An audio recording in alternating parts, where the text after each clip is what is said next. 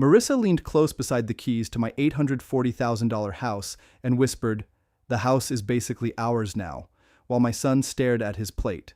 By the end, that same house would be out of her reach for good. Her $312,000 mistake would have no roof over it. Her parents would stop smiling, and my lawyer would read one sentence that turned her whole plan into sawdust. I did not raise my voice. I just folded the deed. "My name is Walter Briggs. I am 70 years old. I owned Briggs Mill outside Cedar Bluff, Tennessee, for 42 years. I know board feet. I know lien dates. I know property lines. I can spot an altered mill invoice by the date sequence alone.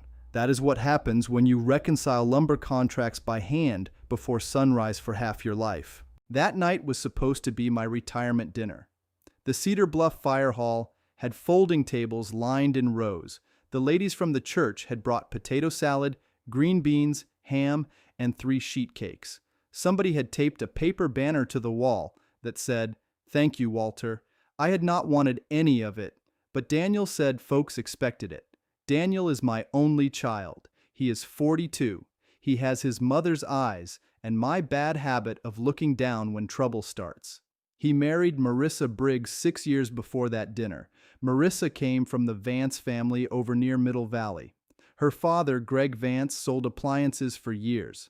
Her mother, Linda Vance, talked like every room needed managing. They smiled with all their teeth that night. They had been smiling for months. Ruth would have seen it faster than I did. My wife's name was Ruth Ann Briggs. She died 3 years before this happened. She was 68. She had a soft voice and a stubborn mind. That woman could make me change a roof pitch with one look.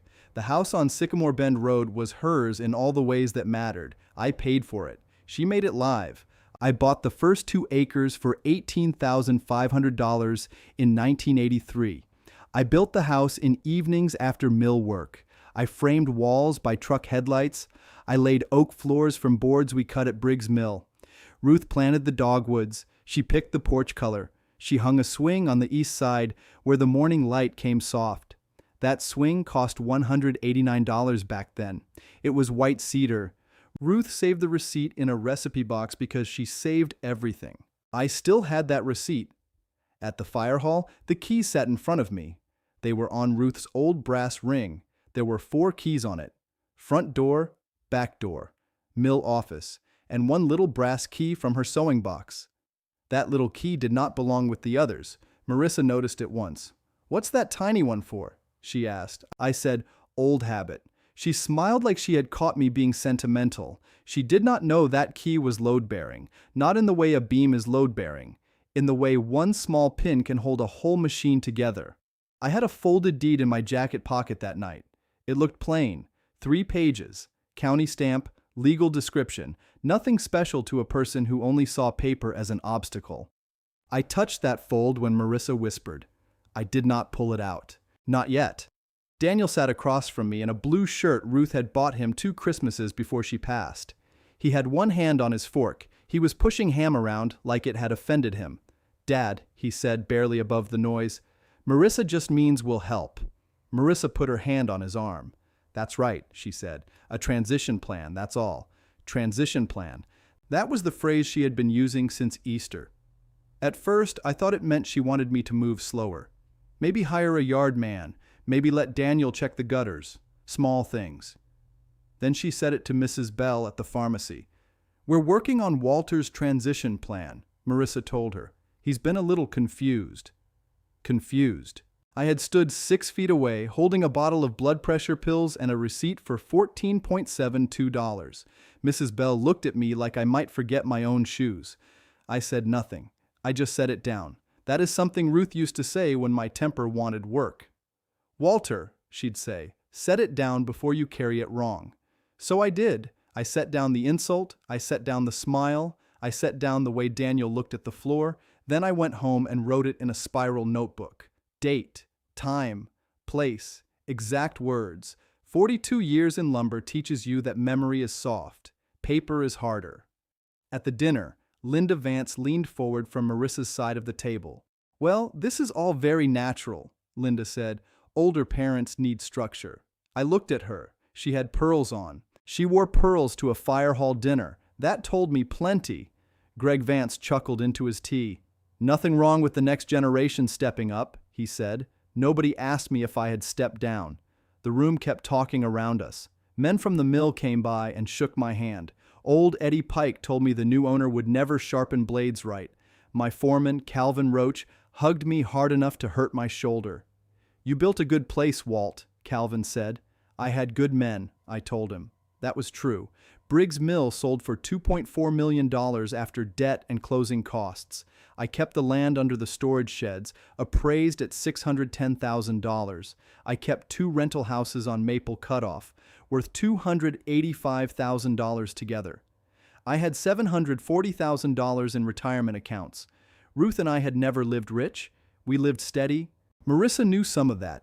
She knew enough to want the house first. The house had been appraised that spring at $840,000. That was high for Cedar Bluff. But Sycamore Bend Road had changed. Chattanooga money had crept west. Folks wanted quiet land near town. Marissa ran a boutique renovation business called Vance House Revival. She painted brick white and called it Heritage. She tore out good cabinets and posted videos about character. I never said a word about it. People can make their living how they please. But 2 months before the dinner, I came home from the mill office and found Ruth's porch swing gone. The chains were still hanging. That was what got me. 2 empty chains moved in the wind. They tapped the porch post, light and regular, like a clock I had not wound. Marissa stood in the yard with 2 young men loading the swing into a black trailer.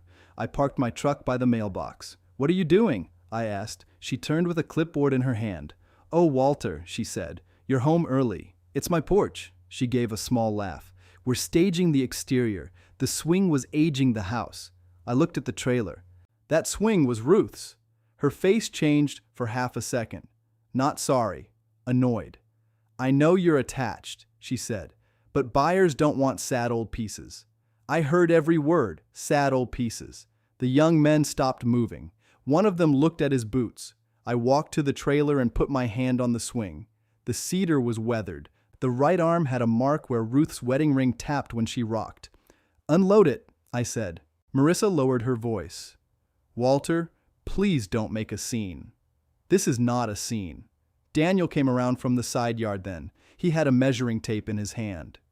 "Dad," he said, "we were just trying to freshen things up." I looked at him. "You took your mother's swing." He swallowed. Marissa stepped between us. "It's in storage," she said. "Nobody threw it away." "Where?" "At one of my units." "Which one?" She tapped the clipboard. "I'll text Daniel." She never did. That night, I drove to 3 storage places. Cedar Bluff Storage on Kingston Pike, Volunteer Lockup near Lovell Road, a place behind the tire shop on Executive Park Drive. Nobody had it under her name. The next morning, I found it behind the Vance House Revival showroom. It was leaning against a dumpster. I brought it home in my pickup. I did not tell Daniel. I did not call Marissa. I sanded the left arm where it had scraped. I put the swing in my workshop and covered it with a canvas tarp. Then I opened Ruth's recipe box and found the receipt. $189.71. I wrote that down too. Not because the money mattered, because the taking mattered. After that, Marissa's visits changed. She started arriving with folders. She used words like simplify, safety, liquidity, and transition. She said the stairs were steep. She said the property taxes were a burden. They were $4,860 that year. I had already paid them in full. She said the house needed a younger family. I said the house had one owner. She smiled. "That's not how legacy works, Walter." Legacy. That word gets used by people who did not pour the footing. One Sunday in June, she brought Linda with her. They sat at my kitchen table while Daniel stood near the sink. Ruth's curtains were still there. Yellow checks, faded at the folds. I had washed them myself 2 days before. Linda opened a folder. "We've been thinking about your long-term care," she said. I poured coffee. "Have you?" Marissa slid a paper toward me. "It's just a medical release, so Daniel can talk to your doctor." I looked at the page. The top said authorization. The bottom had a blank line for my signature. Behind it, I could see another page. That one said durable power of attorney. They had tucked it under like a bad board in a stack. I did not touch the pen. "What did Dr. Henson say?" I asked. Marissa blinked. What? You said I've been confused. Did he say that? Daniel shifted. Dad, nobody's accusing you. I looked at him. Then answer the question. He stared at the floor. Linda smiled, that pearl smile. Walter, this defensiveness is exactly what concerns us. I drank my coffee. It was bad coffee. I had used too much grounds. Ruth would have told me. I'll have Nolan look at it, I said. Marissa's eyes tightened. Nolan Mercer? Yes. He's old school, she said. He reads before he signs. That ended the visit. They left the folder. I kept it. Nolan Mercer had been my lawyer since 1991. He handled my mill purchase, 3 timber disputes, Ruth's medical directives, and the sale to Cumberland Timber Group. He kept receipts like a church clerk. His office sat above the old bank on Cedar Street. The stairs creaked. The carpet was brown. Nolan still used file labels written by hand. When Ruth got sick the first time, she made me go there. That was 9 years before the dinner. She had just come home from surgery. She was tired, but her mind was sharp. Walter, she said, people change around property. I told her Daniel would never fight me. She said, I'm not worried about Daniel alone. That was Ruth. She could hear a loose nail before the board lifted. At Nolan's office, she asked for deed protection. I remember her sitting straight in that wooden chair. She had a scarf around her head. She held my hand under the table. Nolan explained the choices: life estate, transfer on death, trust language, reserved rights, recording. I understood timber contracts better than estate law. But I understood one thing. Ruth wanted the house protected while I lived. Nolan prepared the documents. The recording fee was $38. The trust setup cost $2,750. I complained about the fee because I was foolish that way. Ruth squeezed my hand. Pay the man, she said. So I did. The recorded deed sat in a safe deposit box at First Volunteer Bank. The key was brass and small. Ruth kept it in her sewing box under a packet of needles. After she passed, I put that key on my ring. I did not use it for 3 years. Then Marissa took the swing. That changed the grain of the whole board. Back at the fire hall, Marissa kept her voice sweet after the whisper. We don't want this to be hard, she said. I looked at the keys. What exactly do you want tonight? Daniel coughed. Greg Vance stopped chewing. Marissa smiled for the table. Just a symbolic handoff, she said. Since you're retiring. From the mill, I said. Of course. Not from my life. Her smile held, but the corners went stiff. Nobody said that. I looked at Daniel. He still had not picked up his eyes. You said nothing, I told him. His face reddened. Dad, please. There it was. Not anger. Pleading. That hurt worse. A weak son can wound a father without meaning to. He only has to stand still while someone else swings. I pulled the folded deed halfway from my jacket. Marissa watched it. So did Linda. I could feel their attention lock onto that paper. It was almost funny. They thought paper was only dangerous when they brought it. I folded it once more. Then I placed it back inside my coat. I just set it down, I said. Marissa frowned. What does that mean? It means I heard you. The fire hall microphone squealed then. Calvin tapped it twice from the front. Walter, he called. Come say a few words. I stood. My knees cracked. Everybody laughed a little because old men's knees are public property, I guess. I walked to the front with Ruth's keys in my pocket and the deed against my ribs. I saw men I had hired at 18. I saw widows of men who had worked at my mill. I saw Daniel at the table with Marissa's hand still on his arm. I said what I came to say. Briggs Mill fed my family, I told them. It fed a lot of families. I am grateful for that. I paused. The room went quiet. My wife Ruth made me better than I was, I said. Anything good I built had her fingerprints on it. Daniel wiped his mouth with a napkin. Marissa looked toward the cake. I kept going. I sold the mill because it was time. I did not sell my name. I did not sell my home. I did not sell my memories. Nobody clapped right away. That was fine. Some boards need a second before they settle. Then Calvin started clapping. Eddie joined. Mrs. Bell stood up. Soon the room was loud enough to cover whatever Marissa said to her mother. When I sat back down, Linda leaned toward Greg. I heard only 2 words. Call Jared. I wrote that down later too. Jared was Greg Vance's nephew. He worked at a mortgage office in Chattanooga. That name mattered. Not yet. After the dinner, Daniel followed me outside. The fire hall parking lot was mostly gravel then. My truck sat under the security light, a white 2008 Ford with 186,000 miles. "Dad?" he said. I turned. He rubbed both hands over his face. "She shouldn't have said it that way." "No. She's under pressure." "So am I." He looked small then. I hated seeing it. "Marissa's business had a rough quarter," he said. "How rough?" He glanced back at the door. "I don't know all of it." That was not true. A man knows when the roof leaks. He may not know which shingle failed, but he hears the drip. "Daniel," I said, "are you asking me for help?" His mouth opened. Then Marissa called from the doorway. "Daniel, we need to go." He closed his mouth. "No," he said. "We're fine." That lie cost him. I drove home to Sycamore Bend Road with the fire hall cake wrapped in foil on the seat. The road curved past the creek and the old hayfield. Cedar Bluff has grown, but that bend still feels like itself at night. My porch light was on. Ruth used to leave it on for me when mill breakdowns ran late. I would come home smelling like sawdust and hydraulic oil. She would be in that swing with a blanket over her knees. I parked and sat in the truck. For a minute, I could not get out. That happens after a public hurt. Your body stays polite until it reaches home. Then it sends the bill. I went inside and put the cake in the refrigerator. Then I took Ruth's brass key off the ring. It was darker than the others, worn smooth at the teeth. She had tied a bit of blue thread through the hole years before, so she would know it by touch. I held it under the kitchen light. "You were right," I said. The house answered with the hum of the refrigerator. I slept badly. At 5:10 the next morning, I made coffee right. 2 scoops, 6 cups, Ruth's way. Then I went to the workshop. My ledgers were in a metal cabinet beside the planer. I had mill records going back to 1979. Some men keep trophies. I kept invoices. I pulled the drawer marked property. Inside were tax receipts, county plats, insurance policies, appraisals, and the old closing statement for the Sycamore Bend land. The latest appraisal was there. $840,000. The Maple Cutoff rentals were there. $285,000. The remaining mill acreage was there. $610,000.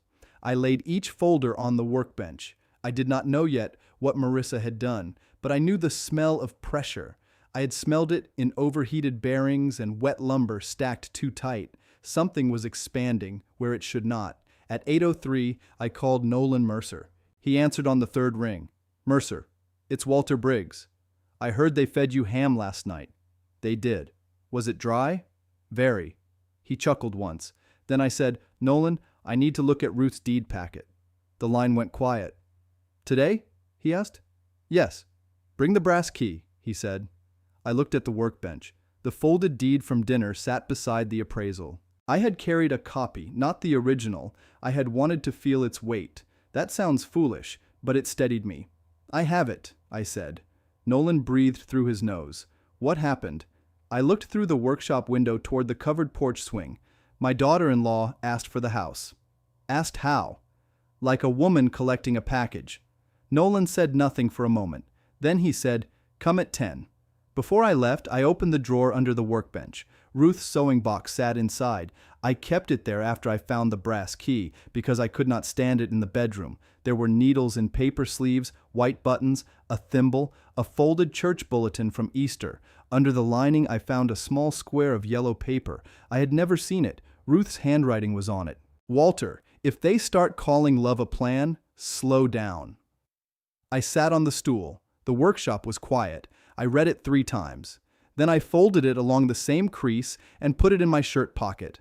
I did not cry. Not then. Some things hit too square for tears. At 9:30, I drove into Cedar Bluff. I passed the old Briggs Mill sign, still standing by the access road. Cumberland had painted over my name, but you could still see the outline if the light hit right. That did not bother me. I had sold that sign. I had not sold Ruth's porch. I parked on Cedar Street under the bank clock. Nolan's office window had gold letters that had faded at the edges. Nolan Mercer met me at the top of the stairs. He was 76 and thin as a ripsaw. His tie was crooked. His eyes missed nothing. "Walter," he said. "Nolan." He looked at my shirt pocket. "You found something." Maybe Ruth did. We went into his conference room. He shut the door. On the table sat one brown file, one recorder's copy, and one empty legal pad. Nolan did not touch the file yet. "Tell it straight," he said. So I did. I told him about the porch swing. I told him about the pharmacy. I told him about the medical release with the power of attorney behind it. I told him about the dinner. I told him the exact line. "The house is basically ours now." Nolan wrote it down, then he looked up. "Basically," he said. "Yes, that word does a lot of dishonest work. It does." He opened the file. Inside was the recorded deed sleeve Ruth had insisted on. The county stamp was blue. The recording date was October 14th, 9 years back. Book 1187, page 442. Nolan turned the page toward me. "Your memory on this still good?" I looked at him. "My memory is fine." "I know," he said. "But they may make that the issue." There it was, the thing under the thing. Old, confused, defensive, a burden. The words were boards laid across a ditch. They wanted me to step on them. Nolan tapped the deed. "Then we document twice." He read the reservation silently first. His mouth tightened at one corner. That was Nolan's version of a smile. "Ruth did not leave much slack," he said. "She never did." He handed me the page. I looked at the sentence. I had seen it before. But that morning, it looked different. It looked like a steel plate under a floor joist. Nolan said, "If Marissa thinks Daniel inherits this house outright, she has not read this. She hasn't read anything that didn't flatter her. Maybe." He reached for another folder. "But I pulled something before you arrived." I looked at him. "What?" "A county records inquiry came through last week on Sycamore Bend Road." "From who?" "Not from you." He slid the page across the table. At the top was the parcel number for my house. Under requester, it listed a lender name out of Chattanooga. Under contact, one line had Daniel Briggs. The date was 3 days before the retirement dinner. I stared at it. My son's name looked wrong there, like a good board stamped with the wrong grade. Nolan said, "It appears someone is preparing a refinance package." "On my house?" "Attempting to establish interest in your house." I sat back. The room felt smaller. "Can they do that?" "They can ask. Asking is not getting." I looked at Daniel's name again. Marissa said transition plan. Nolan took off his glasses. "Walter, that may be what she calls it." I folded the paper once, then again. My hands were steady. That surprised me, but it should not have. I had spent my life measuring twice before cutting once. "Nolan," I said, "I want every document. You'll have them. I want dates. You'll have those too. And I want to know who Jared is." Nolan looked over his glasses. "Jared who?" "I don't know yet." He wrote the name down. That was the first morning I understood the shape of it. Marissa did not just want my house someday, she needed it now. Nolan called the lender from his desk while I sat across from him.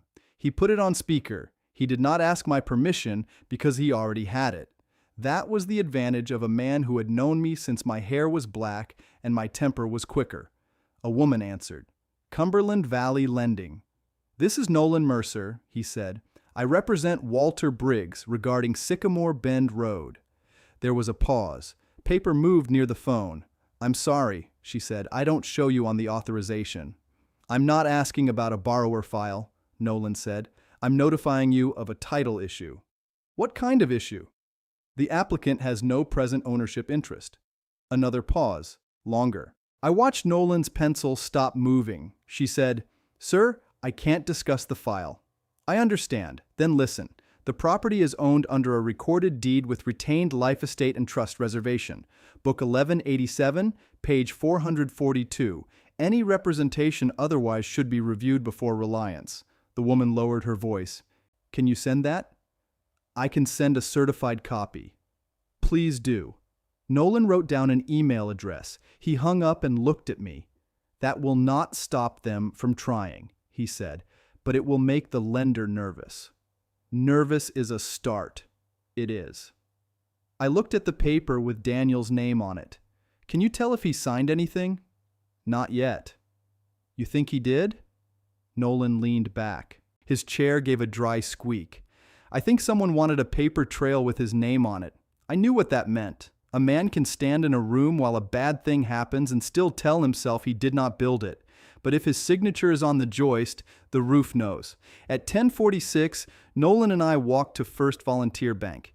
It sat on the corner of Cedar and Marion, with a green awning and brass handles polished by half the town. Ruth used to like that bank because the tellers asked about people by name. I used to tease her for trusting friendliness. Then I married 38 years of her being right. The safe deposit room smelled like paper and metal.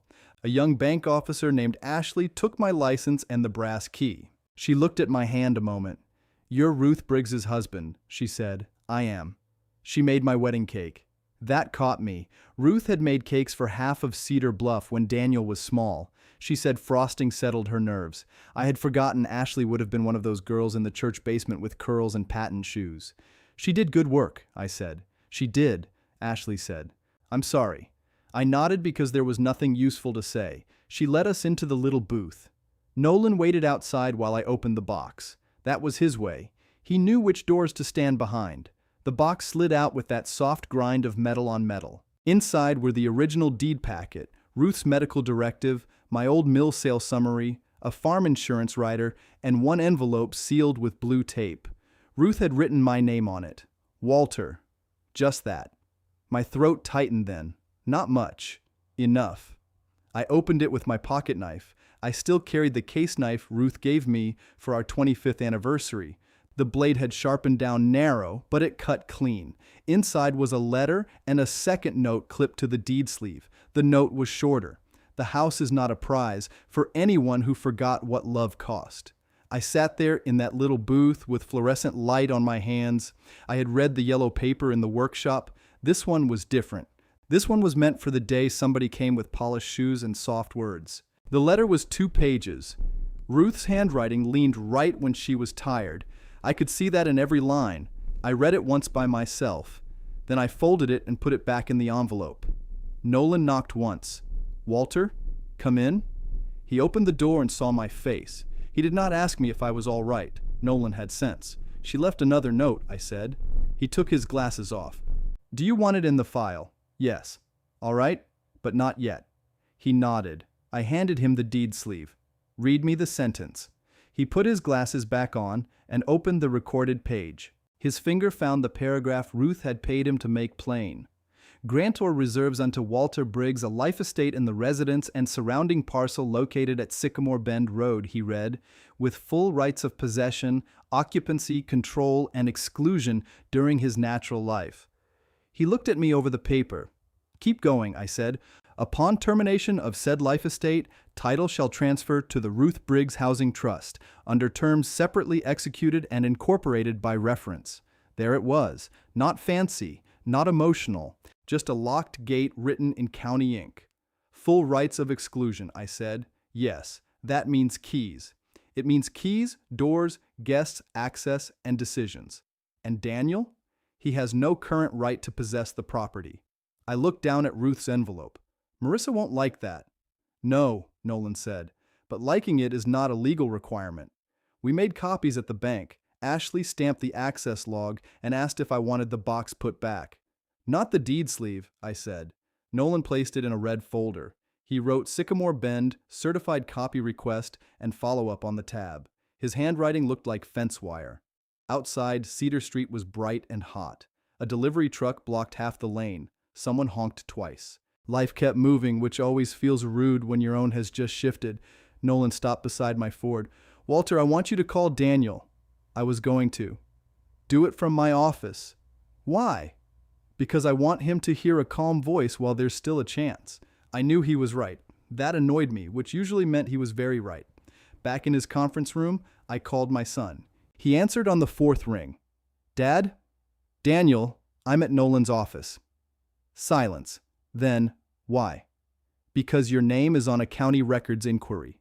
He breathed out, not surprise, fear. "Dad, I can explain." "Then explain." "It was just preliminary." "What was?" "Marissa talked to Jared. He said we needed to show family intent." "Family intent for what?" He did not answer. I looked at Nolan. He was writing every word. "For what, Daniel?" "A bridge refinance," he said. "Against my house?" "No, not exactly." I almost laughed, not because it was funny, because not exactly is where liars build porches. "Did you sign anything?"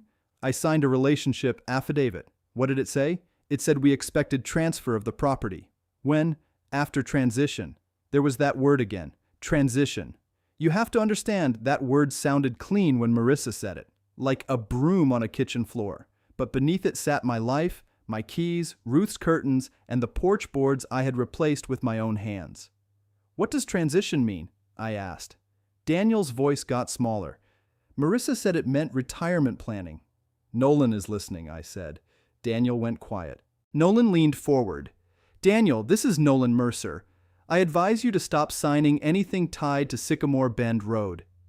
Daniel said, Am I in trouble? Not if you stop digging. That was Nolan at his kindest. I said, Son, how much money? He swallowed. I heard it through the phone. I don't know all of it. That answer is worn out. Another silence. Marissa's company owes some vendors, he said. How much? Dad. How much? A little over 300,000? Yes. Nolan's pencil moved. 300 what? I asked. 312,000 maybe. There it was, the number that made the whisper make sense. $312,000, not a bad quarter, not pressure. A hole. And Linda and Greg? I asked. What about them? Are they in it? Daniel said nothing. That told me more than he meant to. Son, I said, come to Sunday dinner. I don't know if that's a good idea. It's not an invitation for a good idea. It's dinner. Marissa won't want to. Bring her. Dad, please don't make this worse. I looked at Ruth's envelope on the table. Daniel, I said, I did not start this. He hung up without saying goodbye. Nolan set his pencil down. You stayed calm. I wanted to put my fist through that wall. I know.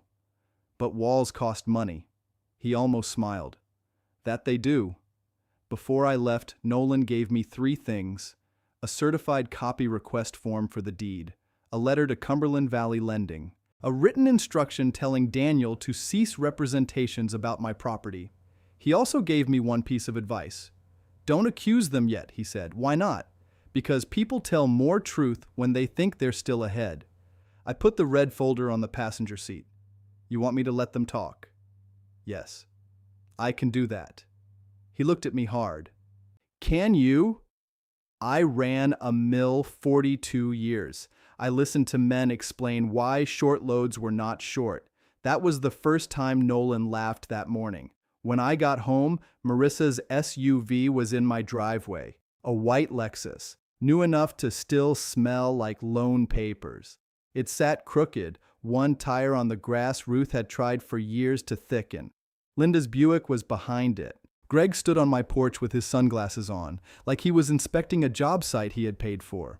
I parked by the workshop and carried the red folder under my arm. Marissa came down the steps before I reached the walk. She wore cream slacks and a blue blouse. She had dressed for control. Walter, she said, we were worried. Were you? You didn't answer Daniel's texts. I was with my lawyer. Her face changed fast, then fixed itself. That seems unnecessary. Most necessary things seem that way at first. Linda stepped out behind her. We just want to help. Greg took off his sunglasses. This property needs decisions. I looked at him. Does it? He spread his hands. You're one person in a very large house. It has 3 bedrooms. And acreage, he said. 7.8 acres. He blinked. The creek line makes people overcount, I said. County taxable is 7.8. Marissa gave a short laugh. Nobody's disputing acreage. No, I said. Just ownership. Daniel came out last. His face looked tired. He had a red mark at his collar, like he had pulled his shirt too hard.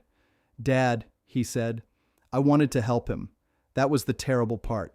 Even standing there with his name on a lender inquiry, he was still the boy who cried when his first dog got old. But pity can become a rope around your own neck if you hand it to the wrong person. I walked past them and unlocked my door. Marissa followed me into the kitchen without asking. Linda and Greg came too. Daniel stayed near the threshold, halfway in and halfway out. That had become his address. Ruth's yellow curtains moved in the window from the air conditioner. The kitchen smelled faintly of coffee and lemon oil. I had cleaned the table that morning before Nolan called. I was glad of that. A man should meet a mess on a clean surface. Marissa put her purse down. I said, "Pick that up." She froze. "Excuse me?" "Ruth's table is not a shelf." Her mouth opened, then she picked it up. Linda's lips pressed together. Greg said, "Walter, we're not here to fight." "Then sit peaceful." They sat. Daniel remained standing. I placed the red folder on the counter, not the table. Marissa watched it. "Daniel tells me there's a bridge refinance," I said. Marissa turned toward him. "You talked to him?" Daniel looked at the floor. I said, "I asked my son a question. He answered part of it." Linda leaned forward. "Walter, you're making this sound ugly." "It got ugly when strangers looked up my deed." Marissa folded her hands. "Jared is not a stranger. He's family. Not mine." Greg's jaw moved. "He's a mortgage professional. Then he should know better." Marissa's voice softened. That was her tool when the sharp one failed. "Walter, this isn't about taking anything from you." I waited. "It's about making sure your assets are aligned with Daniel's future. My assets. For the family." "My assets," I said again. She smiled, but there was nothing warm in it. "You always make it sound like Daniel is separate from you. He is. He's a grown man. And your only child. That does not make him my landlord." Daniel flinched. Marissa saw it and turned the screw. "Nobody said landlord. We're talking about stewardship." Stewardship. That was another polished word. It had church clothes on, but its pockets were full. I said, "How much does your business owe?" The room went still. Linda said, "That's inappropriate." "Then the answer must be large." Marissa stood. "My business is not your concern. You made my house your collateral. That made it my concern." Greg's face reddened. "No one made it collateral." "Not yet." Marissa looked at the red folder again. "What did Nolan tell you?" I picked up the folder and set it on the counter behind me. "I just set it down," I said. She hated that. I could see it land. She wanted a fight she could call proof. She wanted me loud, flushed, and old in front of Daniel. Instead, I gave her a level floor. Daniel finally spoke. "Dad, Marissa was trying to keep things from falling apart." "Whose things?" He did not answer. "Yours?" I asked. "Mine? Hers?" He rubbed his forehead. "I don't know anymore." That was the first honest thing he had said. Linda pushed her chair back. "We came to discuss a plan, not be interrogated." "All right," I said.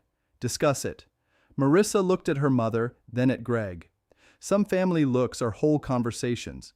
I had seen enough mill crews do it when a load count was short. She sat again. "We want a family meeting," she said. "We're having one. A proper one, with documents, with Nolan there, if that makes you feel safer. Feel safer, as if the danger was my nerves." "What documents?" I asked. "A transition outline. Bring it Sunday." "Sunday is too soon. You were ready last night." Her face tightened.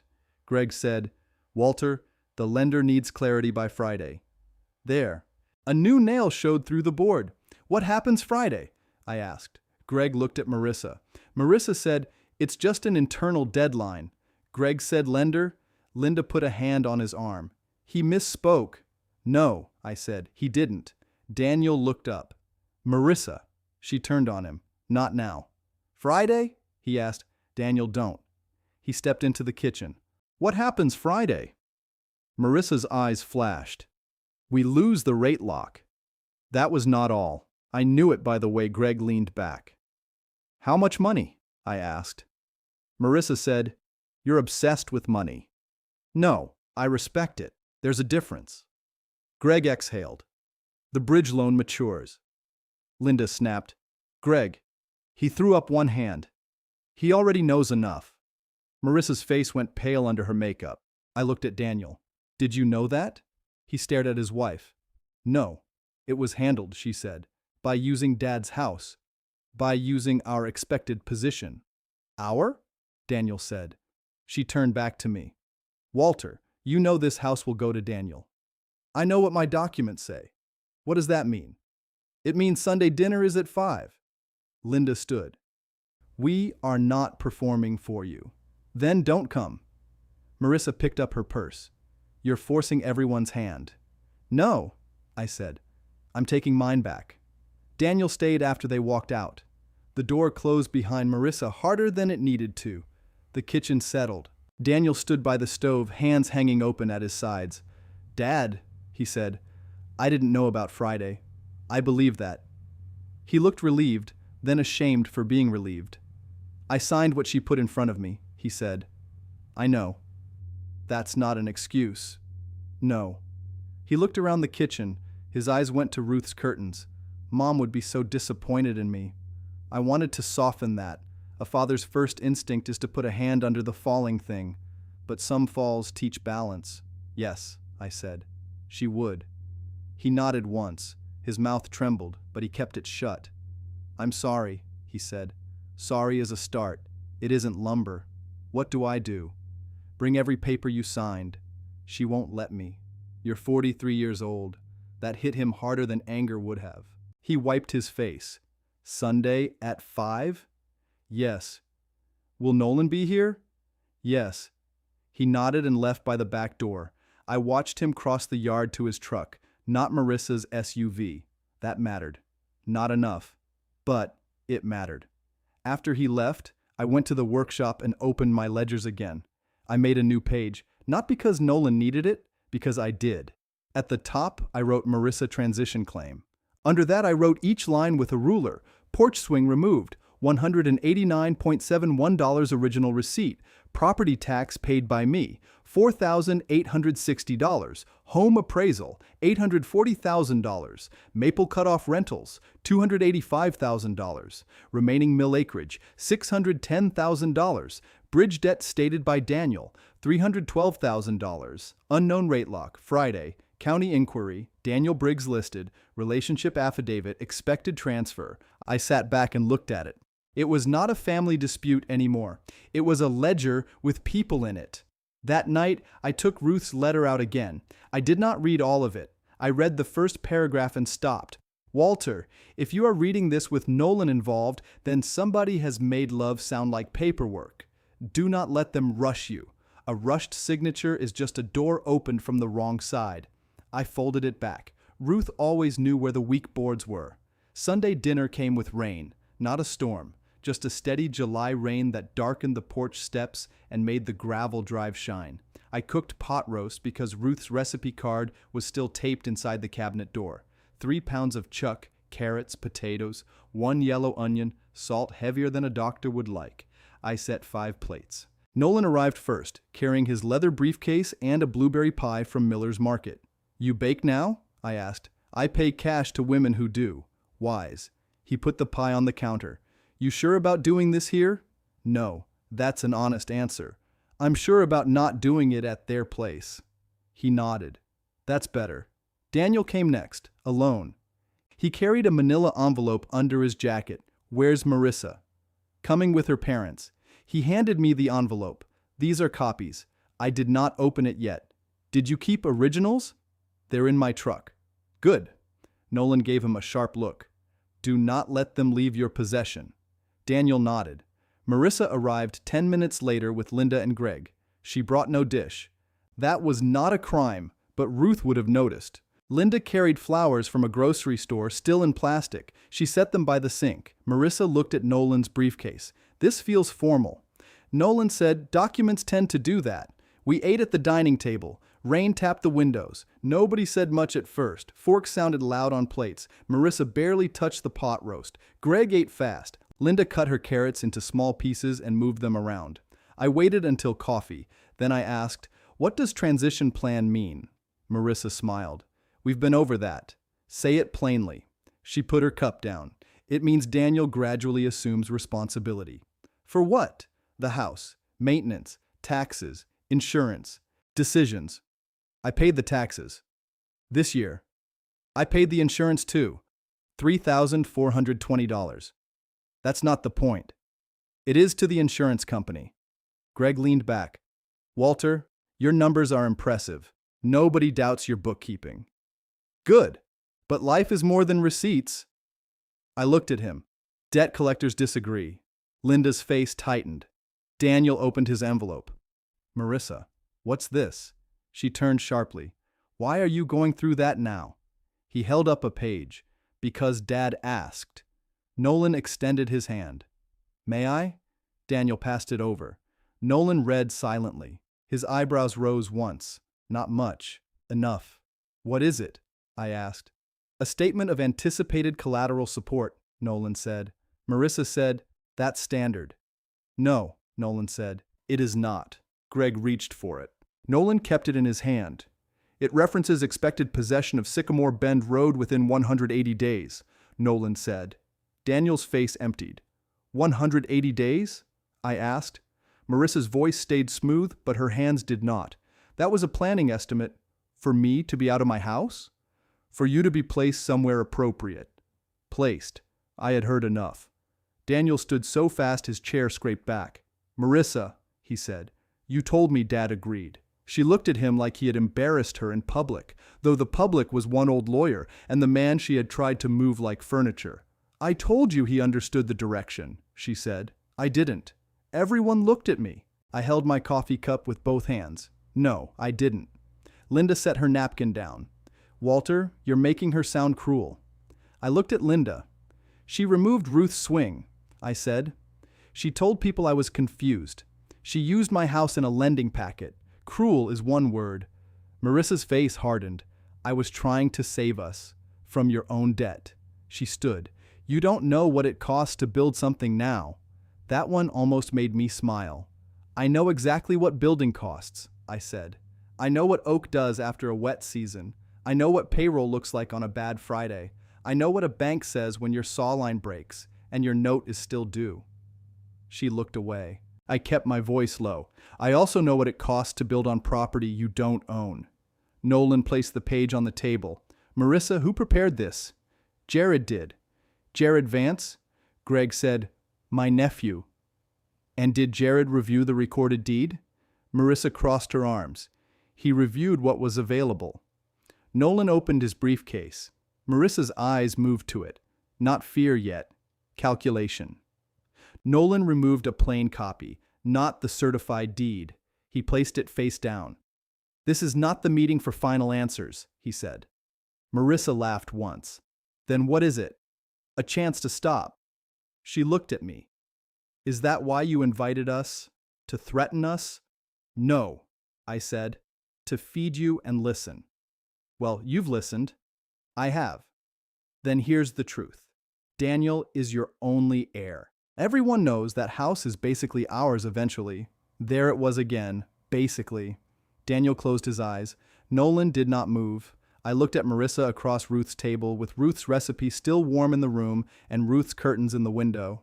Eventually is not collateral, I said.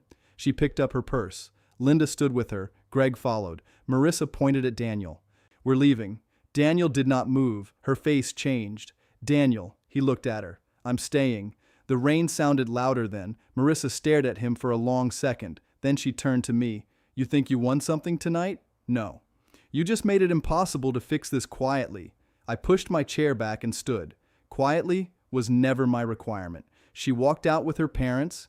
Linda left the flowers by the sink. Greg took the last biscuit in a napkin. I noticed that because a man who takes bread from a house he is trying to strip tells you plenty. Daniel sat back down. Nolan gathered the pages and stacked them square. He tapped the edges twice. You need separate counsel, Nolan told Daniel. Daniel nodded. I know. Tomorrow. Yes. I carried plates to the sink. My hands were steady, but my chest hurt in that dull way grief comes back when a familiar room is misused. Daniel came beside me. Dad, he said, can I read Mom's note? I turned off the water. No. He nodded.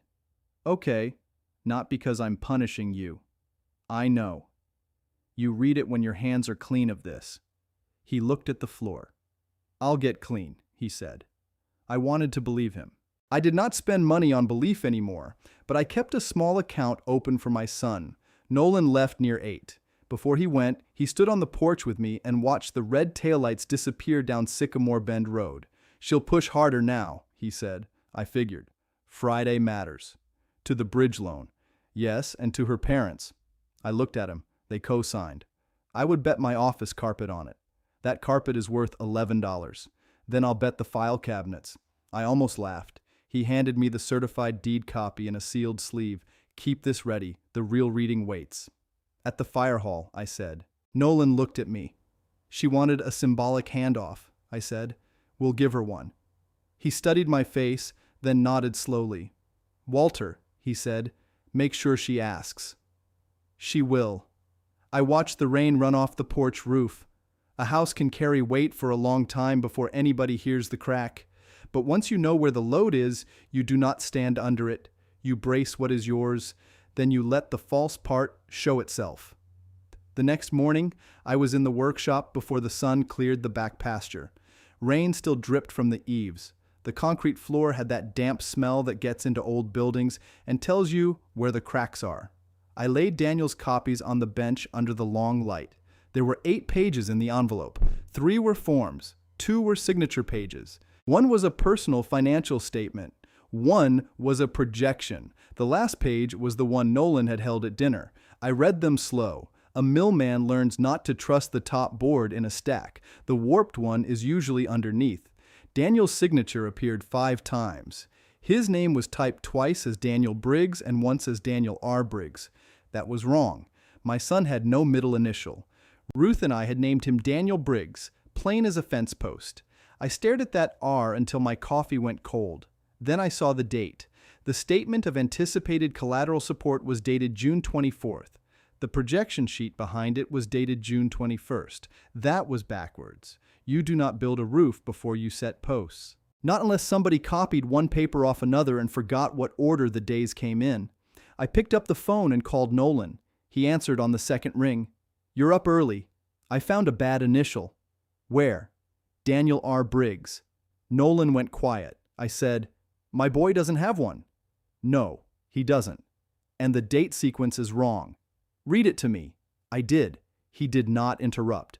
Nolan was old enough to know that when a man is reading a ledger, you let him finish. When I was done, he said, bring me copies. I will. Not originals. They're still in Daniel's truck. Good. Does Daniel know? Not yet. Tell him before Marissa does. That was good advice. It was also late advice. Daniel's truck pulled in 20 minutes later. He came into the workshop wearing yesterday's shirt and a face that looked 10 years older than it had at retirement dinner. He had not slept. I could tell by his eyes. You okay? I asked. No. Good. That means you're paying attention. He stood beside the bench. Marissa knows I gave you copies. How? She went through my jacket. I looked at him. He said, I know. No, son, you don't. He swallowed. She said I betrayed her. You handed your father papers with his house in them. She says we can still fix it. What does fix mean? He rubbed both hands over his face. She wants you to sign a family acknowledgement. There it is. She said it's not a deed, just a letter. Letters turn into beams when banks read them. He looked down at the paperwork. I pointed to the signature line. Tell me your middle initial. He frowned. I don't have one. Then who is that? He picked up the page. His mouth opened, but nothing came out. I tapped the date line with my finger. This one came after that one, but it leans on it like it came before. Daniel sat on the old stool by the planer. Ruth used to sit there when she came out to ask if I was coming in for supper. The stool still had a paint mark from the green trim I used on the back shed in 1998. Daniel said, I signed some blank signature pages. I closed my eyes for 1 second. Say that again. I signed some blank pages. Marissa said Jared needed them to move fast. Where? At their kitchen table. Were Linda and Greg there? He nodded. Greg said lenders hate delays. I felt my anger then. I did not show it. Anger is heat. Heat bends steel if you let it sit too long. I said, did you keep any blank pages? No. Did you send them by email? No. Paper. Who took them? Marissa. I took the copy from his hand and set it back down. You need a lawyer today. I called one. Who? Ellen Price. Nolan gave me her number. That was the first good board Daniel had put on the pile. When? 10:30. Go. He did not move. What? I asked. He looked toward the house. She wants the fire hall. Marissa? Yes. For what? He reached into his pocket and pulled out his phone. She sent it last night. He handed it to me. I put on my glasses and read. Walter has made private confusion into public drama. We need a respectful family transition at the fire hall, where everyone already gathered. He can hand Daniel the house keys, and we can all move forward without more damage. Below that, she had sent a second message. If he refuses, we document that too. Confusion. That word sat there like rot in a sill plate. I handed the phone back. Daniel said, I told her I wasn't asking you. She's not asking through you. She's asking Nolan. She's asking the whole town. His face tightened. Dad, don't go. I looked at him then. He sounded like a son for the first time in a while. I'm going, I said. Why? Because she built a stage. That's what scares me. I know how stages are framed. He stood. She'll make it ugly. She already did. He stepped toward the door, then stopped. What do you need from me? The originals. He looked at his truck through the open bay door. I'll bring them after Ellen scans them. No, I said. Bring them to Nolan before you see Ellen. Let him copy them and give them back. You carry them yourself. Okay. And Daniel? He turned. Do not sleep at that house tonight if she can reach your truck keys.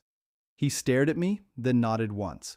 After he left, I stayed in the workshop and pulled my old mill purchase files from the lower cabinet. Not because they were part of Marissa's loan, because I had learned something about her papers. They used confidence where there should have been sequence. That kind of hand leaves a print. I found the sale file from when I sold Briggs Mill Supply for $1,480,000. I found the lien release on the Planer building. I found the transfer for Maple Cutoff Rentals, 2 houses and a duplex that brought in $3,900 a month before expenses. I found Ruth's handwritten list from when we bought Sycamore Bend Road in 1987 for $76,500. She had written one line under the price, not for show, for home. I set that page aside. At noon, Nolan called again. Walter, he said, did Daniel bring originals? Yes, I have them here. What do you see? I see enough to be careful. That is a lawyer answer. It's the only kind I sell.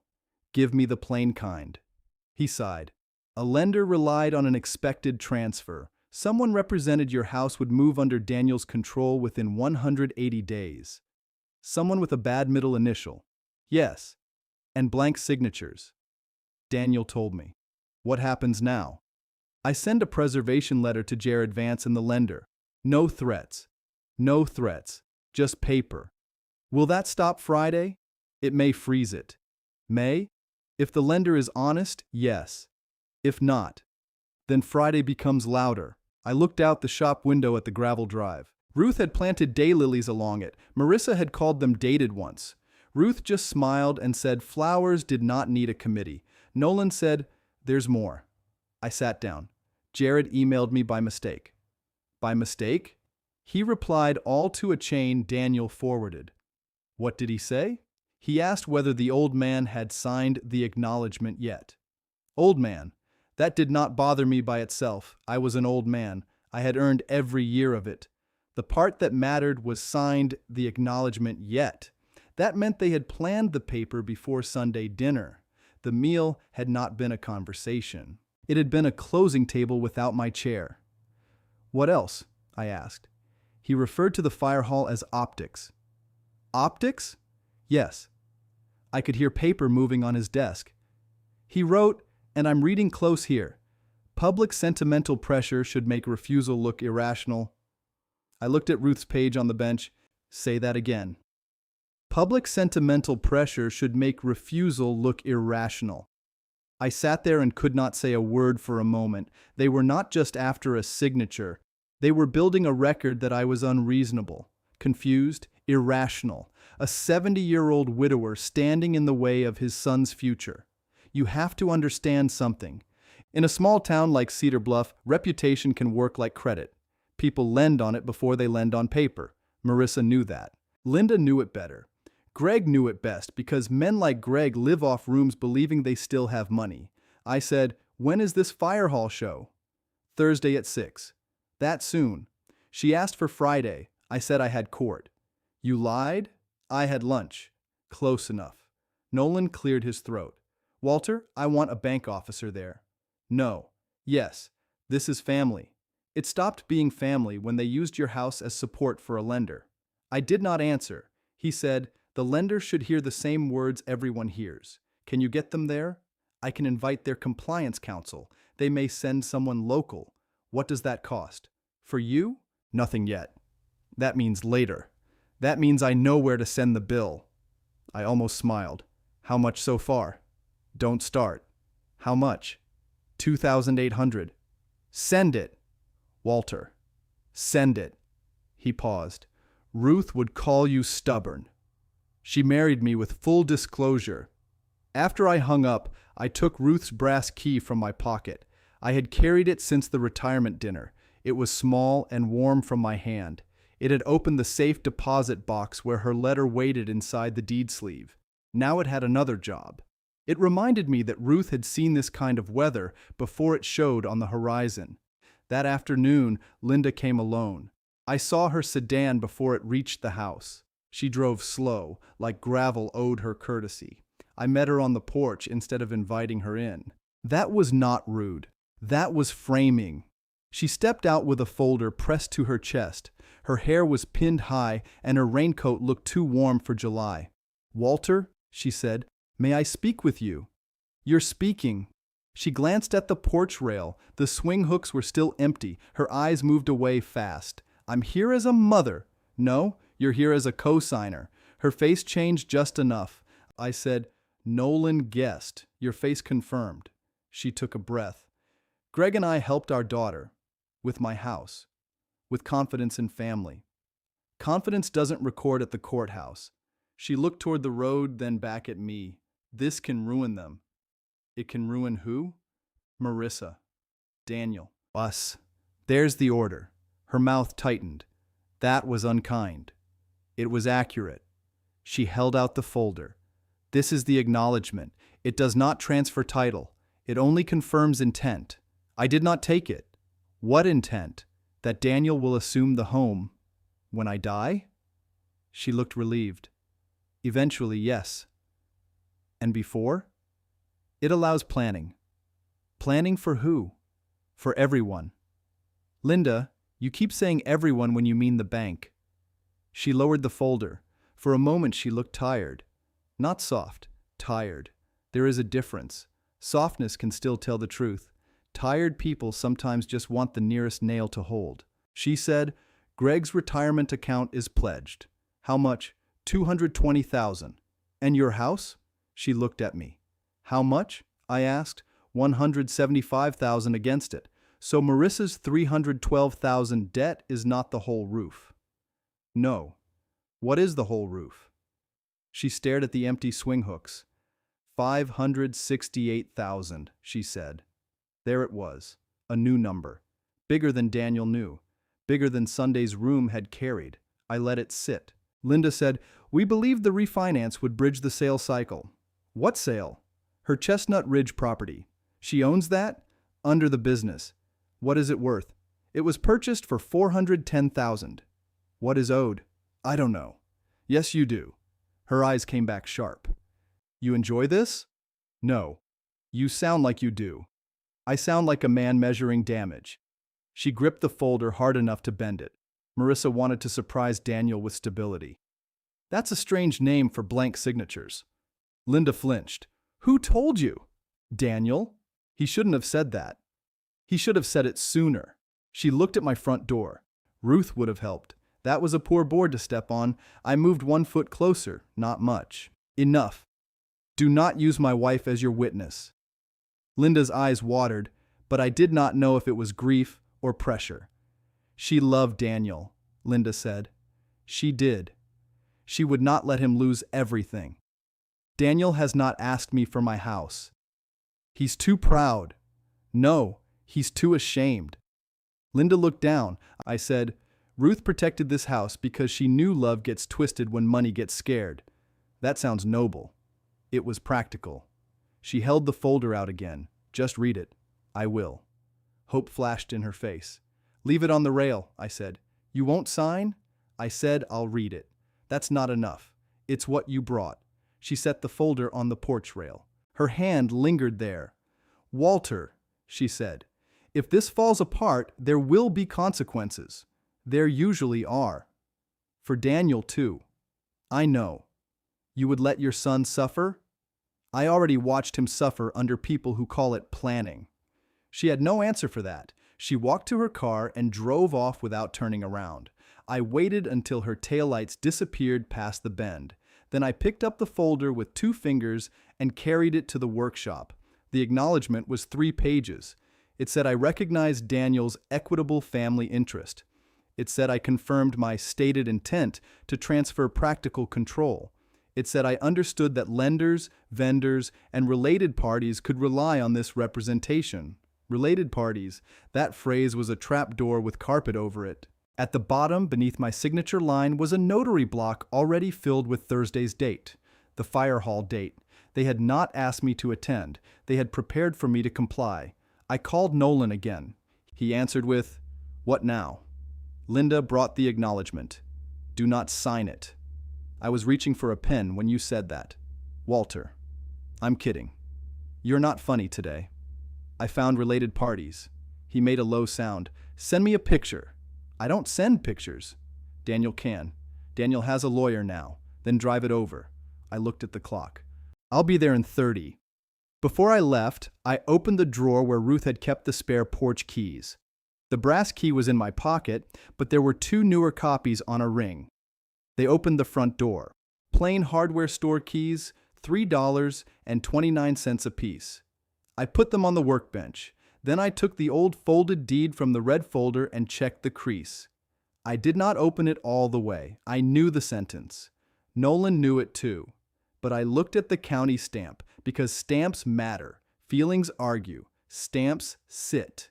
I placed it back in the sleeve. At Nolan's office, Daniel was waiting in the parking lot. He stood beside his truck with his hands in his pockets. The originals were not in sight. How was Ellen? I asked. Direct.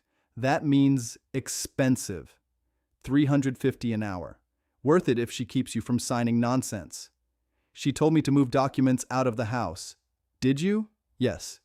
Where? With her. Good. We went inside together. Nolan's office smelled like paper, coffee, and dust from old carpet.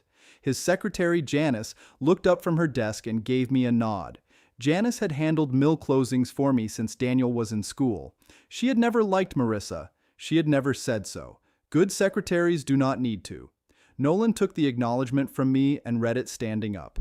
He did not sit until the 2nd page. Daniel watched his face. Bad? Nolan said, bad enough. I said, explain it to him. Nolan looked at Daniel. If your father signs this, it gives them a representation to show the lender. But not ownership. No. Worse, it gives reliance. They can say the lender acted based on Walter's written intent. Daniel's jaw tightened. So, if Dad changes his mind, they can claim damage. How much? Nolan tapped the page. Whatever the bridge loan, fees, penalties, and business losses become. Daniel sat back. They were setting him up. Nolan did not soften it. Yes. Daniel covered his mouth with his hand. My wife did that. I said, your wife and her parents. He looked at me. I said, don't carry all of it for her. He nodded, but I could see he was not ready to set it down. Marriage makes a man slow to see the blade when it is held by a hand he has kissed. Janice knocked once and opened the door. Nolan, Mr. Vance is on line 2. Nolan smiled without humor. Of course he is. Jared? Daniel asked. Janice nodded. He sounds nervous. Nolan picked up the phone and hit the speaker button. This is Nolan Mercer. Jared's voice came thin through the speaker. Nolan, this is Jared Vance. Yes. I understand there's been some family confusion. Nolan looked at me. I looked at Daniel. Confusion again. They liked that word because it made a clean man look smudged. Nolan said, there are documents with incorrect identifying information. That's clerical. And unsupported property representations. That's preliminary.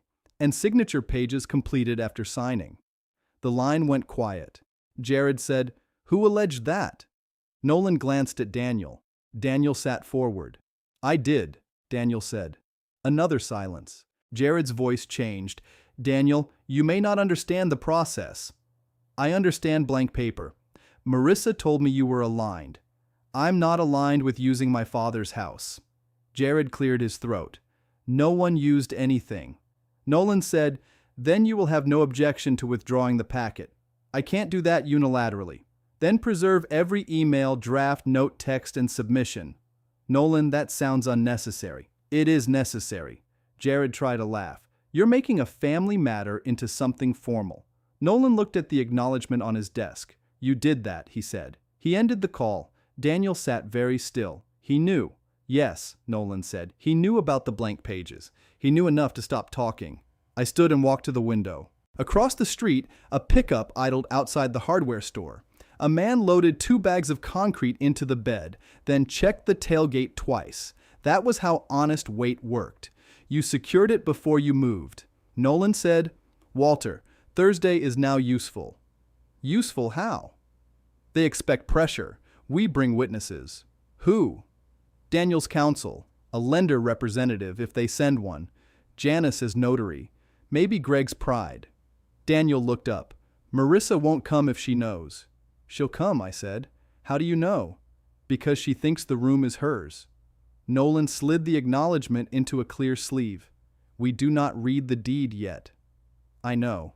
Daniel looked between us. "What deed?" Nolan's eyes moved to me. I said, "The house deed." "I've seen the deed." "No." "You've seen a summary." His face tightened. "Dad." "Not today." "Why?" "Because you're still leaking." That hurt him. I meant it to. He stood. "I'm trying." "I see that."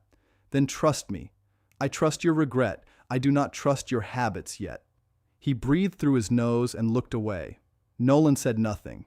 Good lawyers know when a father is doing work they cannot bill for. After a moment, Daniel nodded. "Okay." I said, "You'll know when the room knows." He looked back. "Is it bad for her?" "It is true for me." That was all I gave him. Thursday came clear and hot. The rain had washed the dust off Cedar Bluff, and the road to the fire hall looked too bright for what was waiting there. I wore my gray suit again, same one from the retirement dinner. Ruth had picked it out for our 40th anniversary and told me I looked less stubborn in it. She was wrong. Before I left, I stood in the kitchen and looked at the hook where the house keys hung. I took the 2 new copies from the workbench and put them in my pocket. I left my real key on the hook. A man can hand over a symbol without handing over his home. That is a lesson Marissa should have learned before she planned a ceremony. At 5:30, Nolan pulled into my drive. He came in carrying his briefcase and a flat document box. "You ready?" he asked. "No." "Good." "Ready, men, rush." I picked up the red folder. The folded deed was inside. Ruth's letter was not. That stayed home. Some things did not belong in Marissa's mouth or in a public room. Nolan saw me touch the folder. "You know where we stopped tonight?" he asked. "Before the sentence." "Exactly." I looked at him. "Unless she asks." He studied me. "She may." "Not yet." "Walter." "I know the window." He frowned. "What window?" "The one where a board cracks enough to hear but not enough to fall."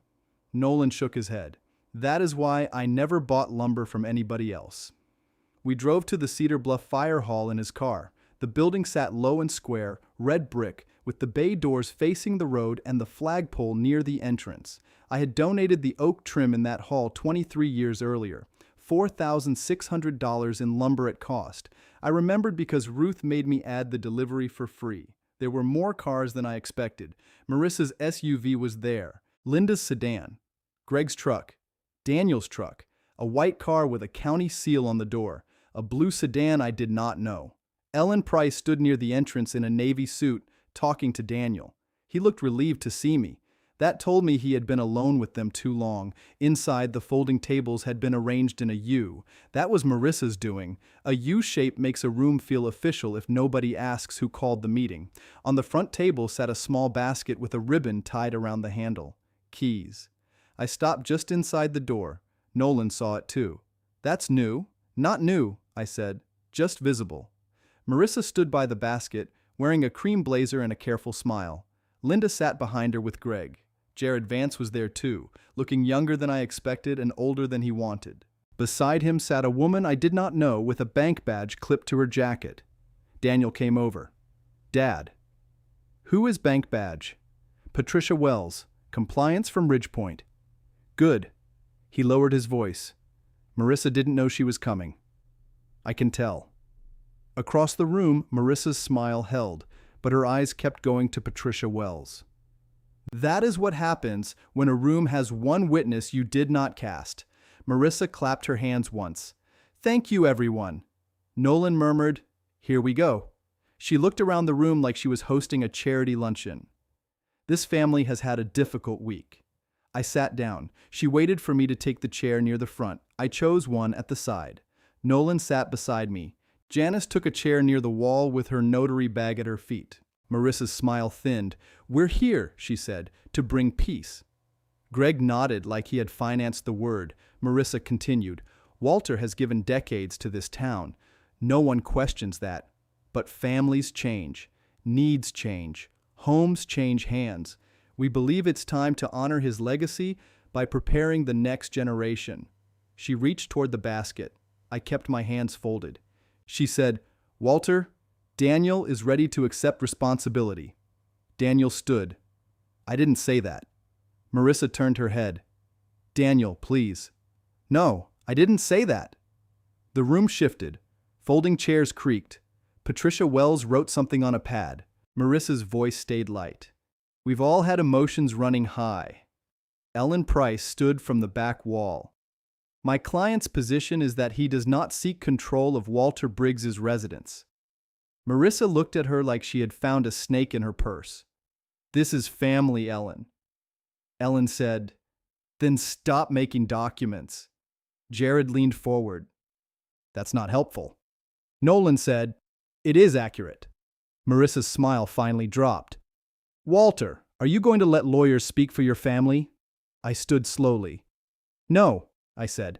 I can speak. The hall went quiet. I looked at the basket. It held a ribbon, a little card, and one shiny key tied with twine. It was not one of mine. That almost made me laugh. They had staged a key to a house they did not own. I said, Marissa, what is that? She lifted her chin. A symbol. Of what? Transition. There's that word again. She looked at the room. Walter has been struggling with this change. I looked at Patricia Wells, then at Jared, then at Linda and Greg. I have not struggled with change, I said. I have struggled with lies. Linda made a small sound. Greg said, Now wait. No, I said. You can wait. Greg's face flushed. I reached into my coat pocket and took out the 2 hardware store copies. I held them in my palm. Marissa saw them, and for 1 second her whole face opened with relief. She thought the old man had bent. Good. That was the false bottom. I walked to the front table and set the keys beside the basket. Marissa whispered, Thank you. I heard it. Daniel heard it. Nolan heard it. I said, I just set it down. Her hand moved toward the keys. Nolan stood. Before anyone touches those, he said, we should identify what they represent. Marissa pulled her hand back. They represent goodwill. No, Nolan said. They represent access. Access is not title. Access is not collateral. Access is not a transfer. Jared stood. This is unnecessary. Patricia Wells looked at him. Sit down, Mr. Vance. He sat. That told me plenty. Nolan placed the acknowledgement on the table. This document was presented to Walter Briggs by Linda Carter. Linda stiffened. I brought it for review. You brought it with a notary date already completed. Janice leaned forward. That is not acceptable practice. Marissa said, it was a draft. Janice's voice was flat. Drafts do not need notary blocks. Patricia Wells wrote again. Nolan lifted the second page. This document asks Walter to confirm that Daniel has an equitable family interest in Sycamore Bend Road. Marissa said, which he does. No, Nolan said. He may have an expectation. That is different. Everyone knows he will inherit. Nolan looked at me. I did not move. Not yet. Patricia Wells spoke for the first time. Mrs. Briggs, did Ridgepoint receive a copy of this acknowledgement? Marissa blinked. I'm not sure. Jared said, I can answer that. Patricia turned to him. Then do. He adjusted his tie. A draft was referenced, not relied upon. Nolan held up another paper. Your email says, once signed Thursday, attached to final bridge extension. Jared's mouth closed. Daniel stared at Marissa. Thursday? She avoided him. Ellen Price stepped beside Daniel. My client did not authorize use of his signature for any document tying his father's residence to that extension. Marissa snapped. Daniel knew we needed time. Daniel said, I didn't know you used Dad. You knew we were building a future. With blank pages? That landed. Even Greg looked down. Marissa's voice sharpened. You signed because you trusted me. I did, Daniel said. That's the problem. The hall went still again. I looked at my son. He was shaking, but he stayed on his feet. That mattered. Not enough to clean the whole mess. Enough to mark the first clean line. Patricia Wells closed her folder. Ridgepoint will suspend review of the extension pending document verification. Greg stood. You can't do that. She looked at him. We can. Linda grabbed his sleeve. Greg. No, he said. We pledged assets based on this. Patricia said, that is exactly why we are suspending. Greg pointed at me. He knows Daniel gets the house. This is all technical. Technical. A man says technical when the truth is standing too close. I picked up the 2 keys and slid them back into my pocket. Marissa's eyes followed them. Walter, she said softly, please don't embarrass everyone. I looked around the fire hall. I saw the oak trim Ruth had made me donate. I saw Daniel beside his lawyer. I saw Nolan with the red folder still closed. I saw Linda pale and Greg angry. I saw Jared staring at the table. No, I said, not tonight. Nolan's head turned toward me. Marissa blinked. What does that mean? It means I came to listen. You brought keys. I set them down. You took them back. Yes. She laughed once, but it broke in the middle. This is cruel. I leaned both hands on the table. Cruel was making a basket. Her face hardened. You're proving every concern we had. Good. Good. Now write it down. Patricia Wells looked at me with a careful expression. She knew I was giving them rope. She did not know how much fence I had behind me. Marissa turned to the room. You all saw that. Nolan said, saw what? Instability. Daniel said, no. She swung toward him. Don't. No, Daniel said. He asked questions. You staged a handoff with a fake key. That key was symbolic. So was the lie. Linda stood. Daniel, stop attacking your wife. He looked at her. Then tell her to stop using my name. Linda sat back down. That was the first time I had ever seen her obey him. Patricia gathered her papers. Ridgepoint will need copies of the documents Mr. Mercer referenced. Jared said, Patricia, we should discuss privilege. She looked at him. You are not our lawyer. His face reddened. Nolan said, I'll provide copies by certified email. Marissa stared at the red folder. What else do you have? I picked it up. Her eyes locked on my hand. I said, enough. Enough for what? To stop guessing. She stepped toward me. Then show it. Not because you point. Show it. No. You can't keep hiding behind old paper. I held the folder at my side. You built on old paper, I said. You just didn't read mine. For a second I thought she might reach for it. Daniel moved between us before she could decide. Marissa, he said. Don't. She looked at him like he was the stranger. This was for us, she said. No, he answered. It was for the loan. Her face tightened. You don't understand pressure. He laughed once. It was a sad sound. I'm starting to. Greg grabbed his coat from the chair. We're done here. Patricia Wells said, Mr. Carter, Ridgepoint will contact you regarding your guarantee. His hand froze on the coat. What guarantee? Daniel asked. Greg did not answer. Linda closed her eyes. Daniel turned to Marissa. What guarantee? She whispered, not here. He said, yes, here. Nolan looked at me. This was not the deed sentence. This was another support post cracking in public. Patricia checked her notes. Gregory and Linda Carter guaranteed the bridge extension up to $568,000, secured by stated family collateral expectations and pledged personal assets. Daniel stared at his in-laws. "You put that on Dad's house?" Greg snapped, "We put it on your future." I felt the room take that in. Your future. Not your father's consent, not your marriage, not even your income. Your future, as if Daniel was already a property line they could mortgage. Daniel sat down slowly. Ellen put a hand near his shoulder, but did not touch him. Marissa said, "It was temporary." I looked at her. "Temporary is what people say when they need the other person to carry permanent damage," I said. She turned on me. "You have plenty." There it was, the plain truth under all the polished words. I nodded. Yes. The room waited. "I have plenty because Ruth and I went without plenty first." Marissa looked away. I said, "We paid $62,000 in medical bills before insurance caught up. We paid $28,000 to keep the mill crew through the flood year. We gave Daniel $50,000 for his first house and called it a wedding gift. I paid $15,800 to clear his truck note when the construction job folded. I paid $12,000 for Marissa's first showroom lease because she said it would help them breathe." Marissa said, "That was years ago."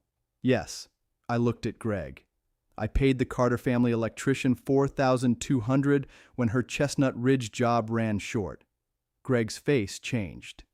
"You knew?" he asked. "I read invoices. No one spoke. That is what I do," I said. "I read dates, amounts, names, and signatures. I did it for 42 years. Confused men don't catch bad initials. Confused men don't catch documents dated out of order. Confused men don't see a notary block filled before a meeting starts." Marissa's face had gone still, confused. I let the word hang because she had built with it. Then I said, "You picked the wrong weakness." Patricia Wells closed her folder. "Mr. Mercer, please send the full packet." Nolan nodded. "You'll have it tonight." Jared stood. "I advise everyone to stop speaking." Nolan looked at him. "That may be your first sound advice." Marissa grabbed her purse. Linda stood with her. Greg remained seated, as if his knees had stopped taking orders. Before Marissa reached the door, she turned back. "This isn't over." I looked at the empty basket on the table. "No," I said, "it isn't." She left first. Linda followed. Greg came last, walking slower than he had arrived. Jared stayed behind to speak with Patricia, but she stepped away from him and took Nolan's card instead.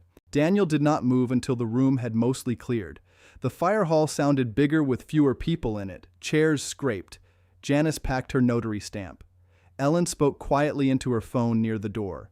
Daniel came to me. "Dad," he said, "what's in the red folder?" I looked at him for a long moment. "Your mother's caution," I said. His eyes filled. "Can I earn the right to see it?" That was a better question than asking to see it. "Yes," I said, "but earning takes more than one night." He nodded. "I know." Nolan came over with the document box under his arm. "Walter, that was enough for now." "For now." He lowered his voice. "She'll force the question next." "I know." "Publicly." "I know that too." Daniel looked between us. "What question?" I put my hand on the red folder. "The one she thinks has only one answer," I said. Outside, the evening air had cooled. The fire hall parking lot held the last of the day's heat, and the flag rope tapped against the pole. I stood there with my son on one side and Nolan on the other. Across the lot, Marissa sat in her SUV with the engine running, her face lit by her phone. She was calling somebody, maybe Jared, maybe the lender, maybe her mother. It did not matter much. When a roof starts to sag, everybody underneath starts shouting about the weather. Nolan unlocked his car. "Tomorrow morning, my office." "What time?" I asked. 8. "Why?" "We prepare for her last ask." I looked at the fire hall doors. "She already asked for the keys." "No," Nolan said. "Tonight she asked for a symbol." He opened the car door. "Next time," he said, "she'll ask for the house." Nolan did not play music on the ride back. He drove with both hands on the wheel, and I watched the dark fields slide by beyond the passenger window. Cedar Bluff looks smaller after a room full of people tries to take a man's house. Every porch light becomes a witness. Every mailbox looks like it knows your name. Daniel followed us in his truck. I could see his headlights in the mirror. He stayed back 3 car lengths the way he used to when he was 16 and afraid I would notice he had dented the rear bumper. Nolan turned onto Sycamore Bend Road. He's coming in? Yes. You want me there? For the first 10 minutes. Nolan nodded. Good. I looked at him. You think he'll ask?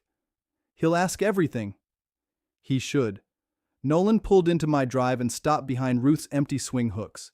Marissa had taken the swing down 2 weeks earlier and called it staging. I had left the chains hanging. That bothered people more than the missing wood. A missing thing makes a cleaner point than an argument. Daniel parked behind us. He got out slowly like the porch steps had changed height. Inside, I did not turn on every light. Ruth used to say a house did not need to be interrogated after supper. I turned on the lamp by her sewing chair and the light over the kitchen sink. Daniel stood near the table. His eyes went to the sideboard, then the stair rail, then the old frame photo of Ruth in the mill office. He had been in that kitchen 1,000 times. That night he looked like a guest who had broken something. Nolan set his document box on the table. 10 minutes, he said. Daniel looked at him. Am I in trouble? Nolan said, That depends who you mean.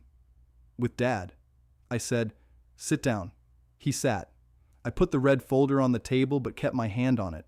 Daniel stared at it like it could speak by itself. Dad, he said, I didn't know about the basket. I believe that. I knew she wanted a meeting. I know. I knew she said you were resisting the transition plan. There it was again. Transition plan. A fancy name for moving a man out before he agreed to stand up. I said, And you didn't ask what plan? Daniel rubbed both hands over his face. I was tired.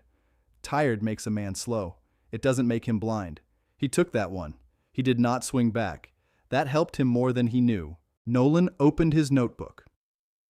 Daniel, did you sign any authorization for Marissa to discuss Walter's property with Ridgepoint? No. Did you sign a personal financial statement listing expected inheritance?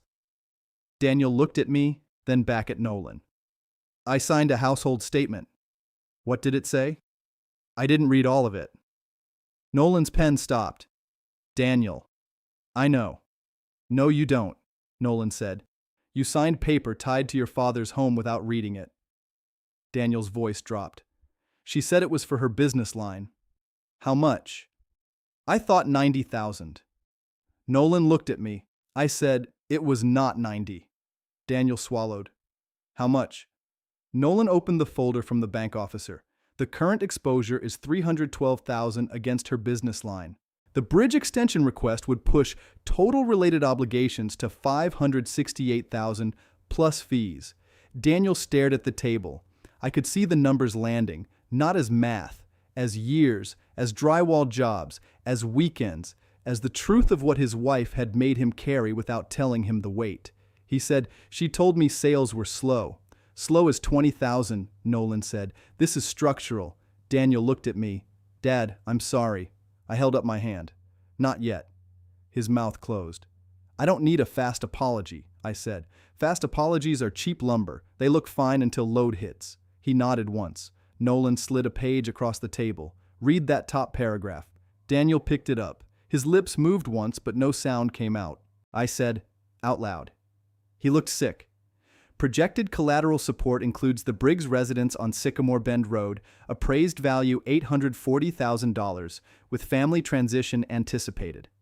Nolan said, Keep going. Daniel's hand tightened on the paper. Borrower represents no known dispute regarding succession expectation. The kitchen got very still. Succession expectation. That was what they had called my life. Daniel set the page down. I didn't write that. No, I said.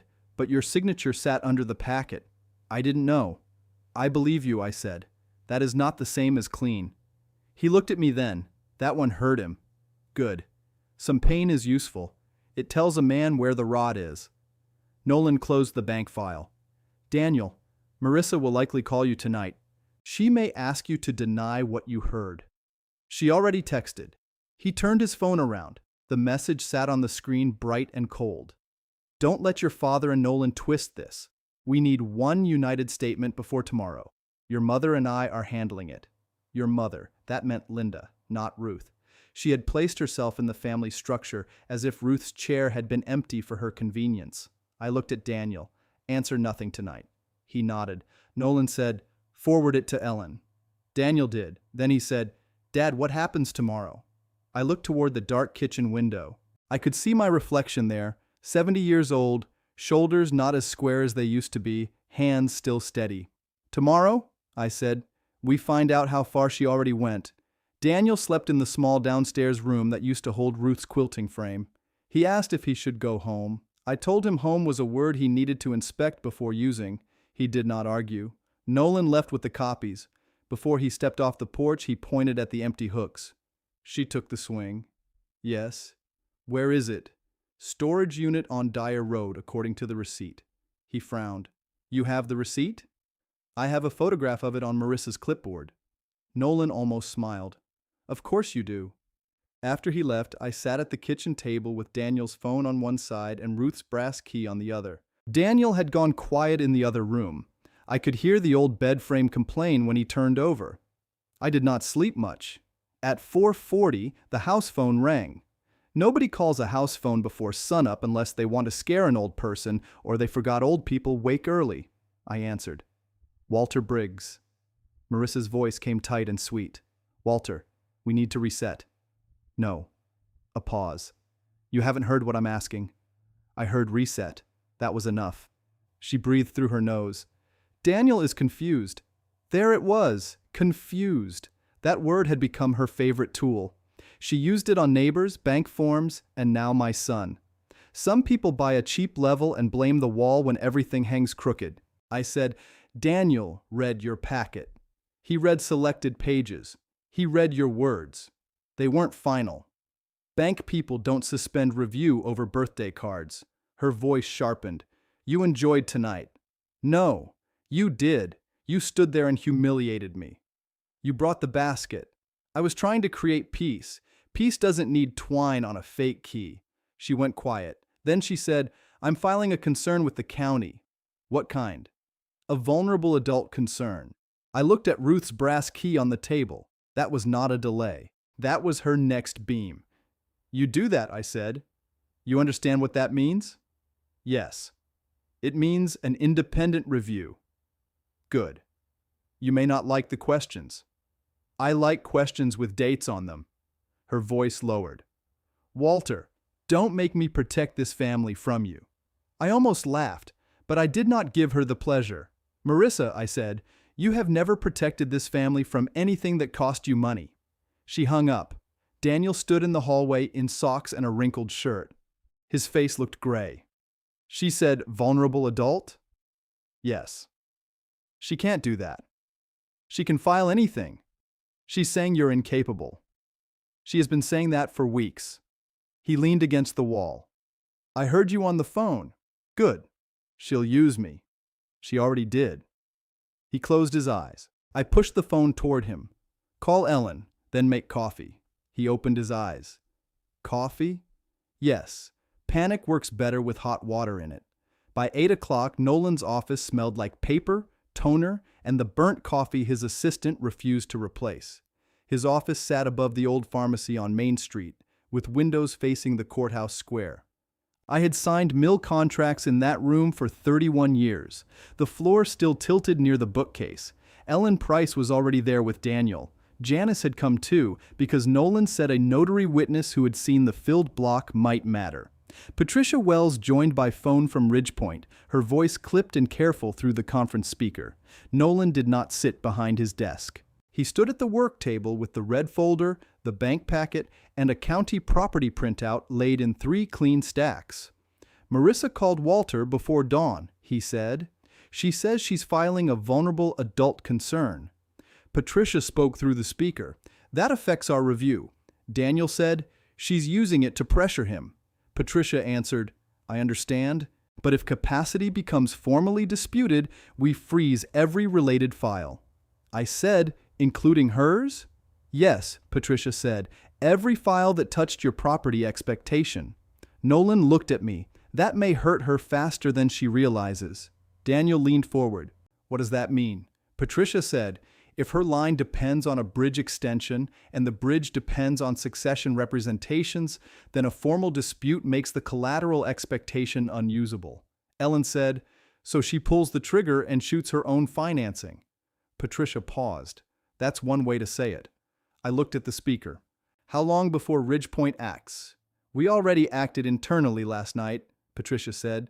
I need Mr. Mercer's documents by noon. If the vulnerable filing appears, we add it to the review. Nolan said, You'll have them within the hour.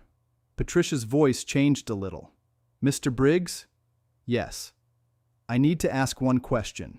Ask. Have you ever authorized anyone to represent that your residence would support debt for Marissa Briggs or Carter Design and Renewal? No. Have you ever signed a commitment to transfer title during your lifetime? No. Have you ever agreed to vacate Sycamore Bend Road as part of a family transition plan? No. The speaker crackled. Patricia said, Thank you.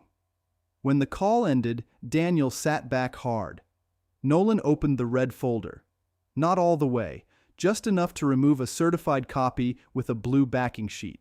Daniel stared at it. That's the deed? He asked. One copy, Nolan said. Can I see it? Nolan looked at me. I said, You can see the recording stamp. Nolan turned the page around. Daniel read the top corner. Hamilton County Register recorded. His eyes moved down, hungry for the sentence. Nolan slid a blank sheet over the lower half. Daniel looked up. I said, Not yet. Dad, you asked last night if you could earn it. I know. Then start with patience. He sat back. Okay. That was a small word. It was also the first good nail he had driven in a while. Janice pointed to the county printout. If she files a concern, who sees it? Nolan said, Adult Protective Services may screen it. If she asks for emergency authority, she needs more than gossip. Ellen said, She may attach Daniel's signature. Daniel stiffened. For what? Ellen opened her tablet. I received an email from Marissa at 6:15. She copied me by mistake or wanted me to see it. Hard to know. She turned the screen. The subject line read, Daniel Briggs' statement. Under it was a document with his name typed at the bottom. It said he had observed forgetfulness, erratic property decisions, and increasing dependence on Nolan Mercer. Daniel stood so fast, the chair legs barked against the floor. I didn't write that. Ellen said, I know. That's my name. Yes. I never said any of this. Nolan's face had gone hard. Scroll. Ellen scrolled. The last paragraph said Daniel believed a temporary family management arrangement would preserve Walter Briggs's assets and reduce conflict during the transition of the Sycamore Bend residence. Daniel whispered, Family management. Nobody spoke for a second. Family management was a pretty cover over a locked door. I said, Who was it sent to? Ellen read from the header.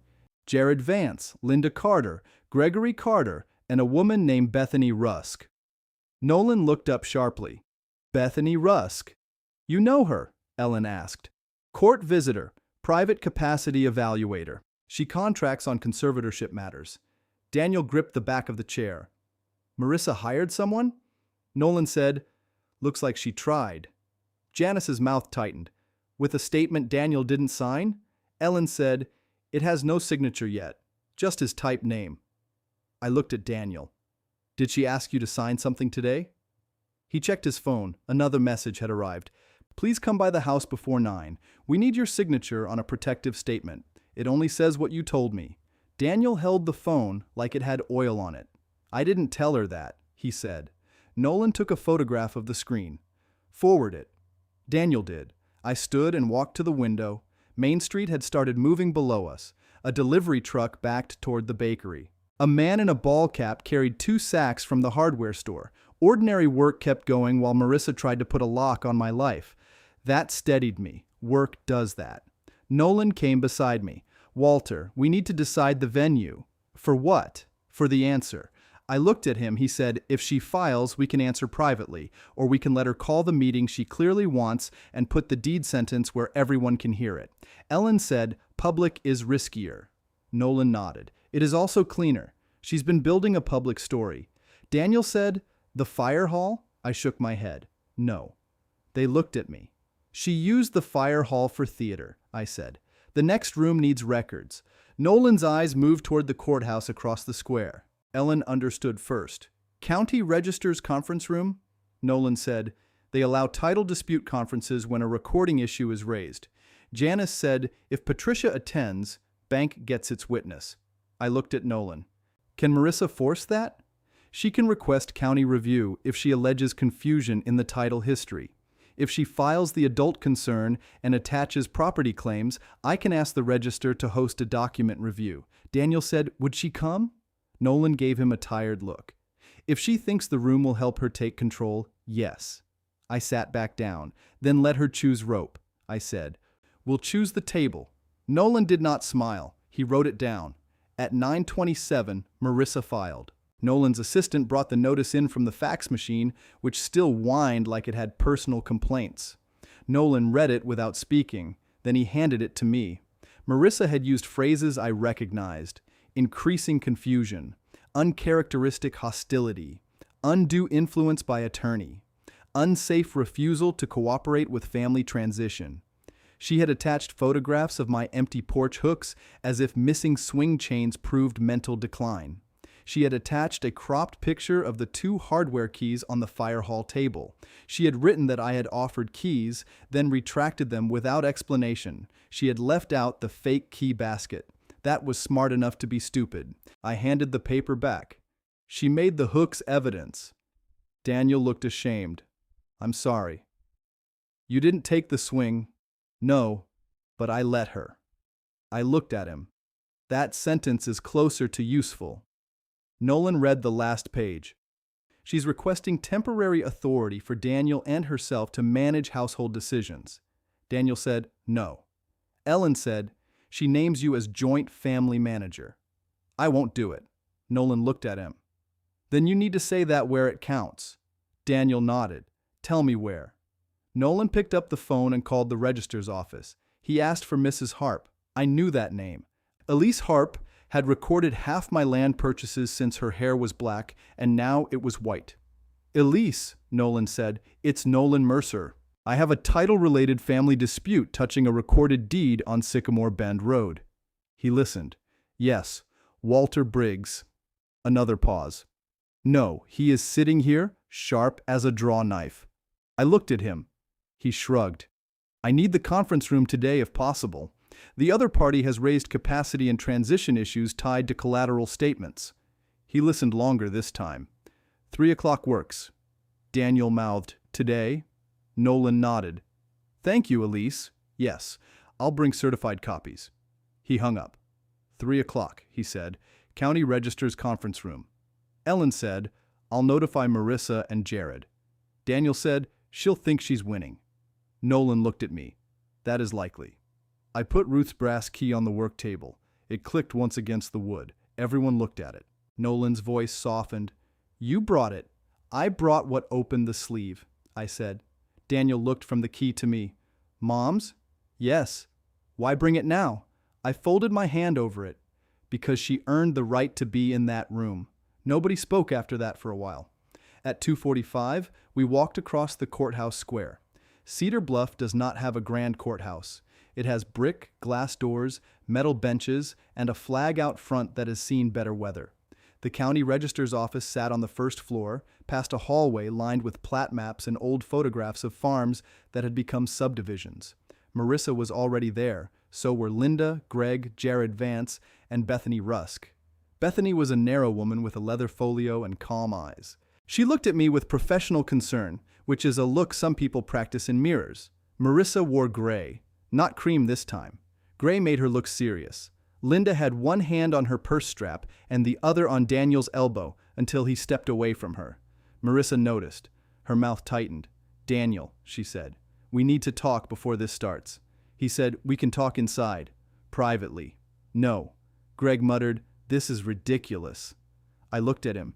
You keep saying that before expensive things happen. His eyes narrowed, but Linda squeezed his arm. Jared stepped toward Nolan. This meeting is premature. Nolan said, your client filed the concern. She filed to protect family assets. No, Daniel said. She filed to get my signature on a statement I never wrote. Marissa's face changed. Only a little. Enough. Bethany looked at her. Mrs. Briggs? Marissa said, Daniel is emotional. Daniel laughed without humor. That word won't work today. Elise Harp opened the conference room door. "We're ready." She was smaller than I remembered and tougher than she looked. She wore a cardigan, black glasses, and the expression of a woman who had watched families fight over fence lines for 30 years. "This is not a court," she said. "This is a records conference. We will discuss documents, not family complaints." Marissa nodded quickly. "Of course." Elise looked at me. "Mr. Briggs, good to see you." "You too, Elise." Bethany wrote something in her folio. I saw it. So did Nolan. He leaned toward me.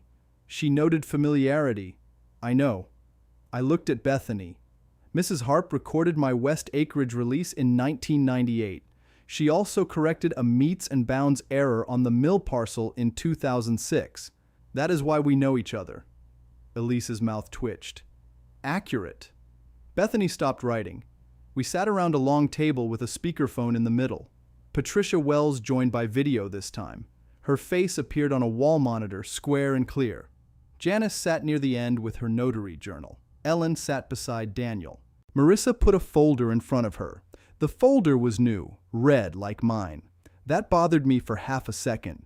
Then I saw the label. Transition materials. "There are people who think naming a thing makes it lawful," Elise began. "Mrs. Briggs, you requested review based on disputed capacity and household transition claims tied to real property. Present your document." Marissa opened her folder and pulled out 3 pages. "This is a family transition summary," she said. "It shows Walter intended to begin transferring responsibility." Nolan said, "Is it signed?" "It reflects conversations." Elise looked over her glasses. "Is it signed?" Marissa's jaw moved. "No." Jared said, "The summary is contextual." Elise said, "Unsigned context does not affect title." Marissa slid another page forward. "This is the acknowledgement Walter reviewed. Nolan took it before Elise did. The same document with a pre-filled notary block?" Janice said, "It was not notarized." Marissa looked at her. "Because Walter became upset." Janice opened her journal. "Because he did not sign it." Elise held out her hand. Nolan passed her the page. She read in silence. Patricia watched from the screen. Greg shifted in his chair. Elise said, "This document does not convey title." Marissa said, "It confirms equitable intent." Elise said, "It does not convey title."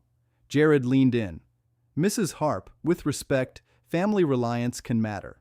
"In court," Elise said. "Not in my index." That was the first crack in the new room. Marissa turned to Bethany.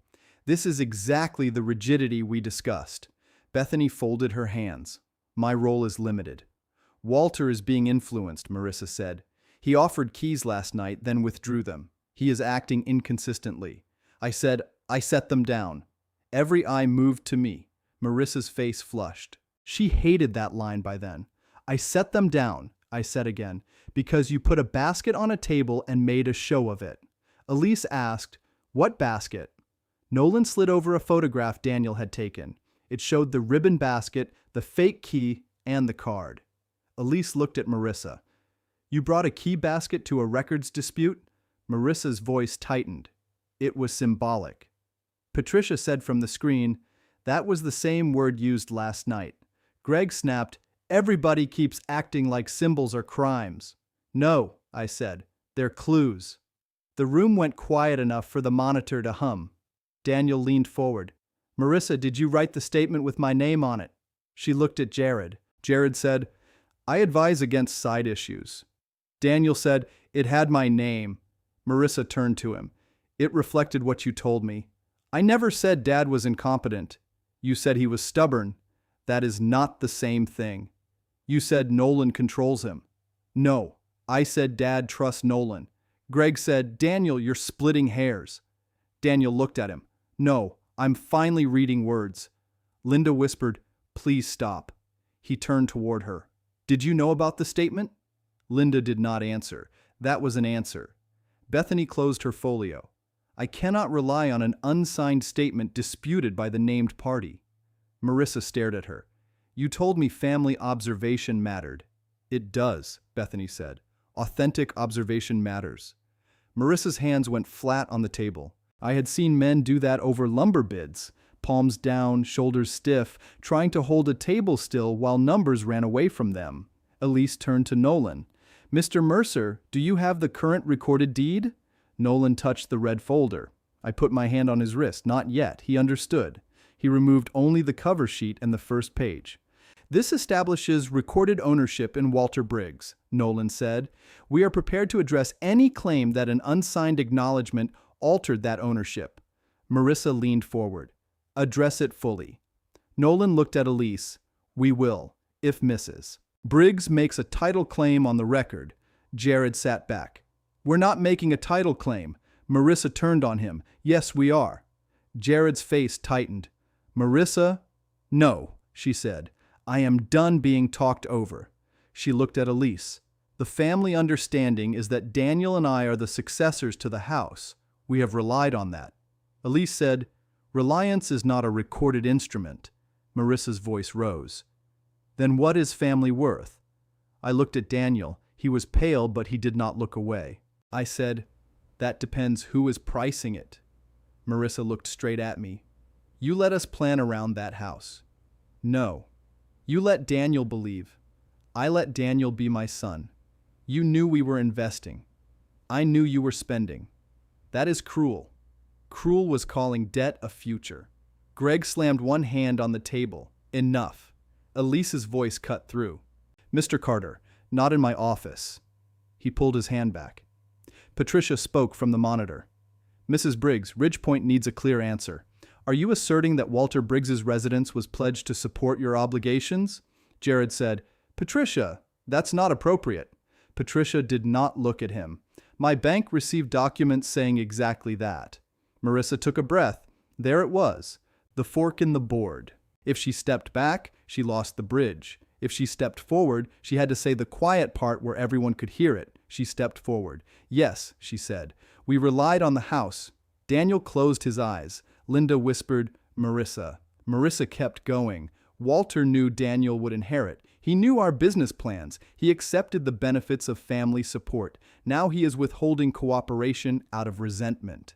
I said nothing.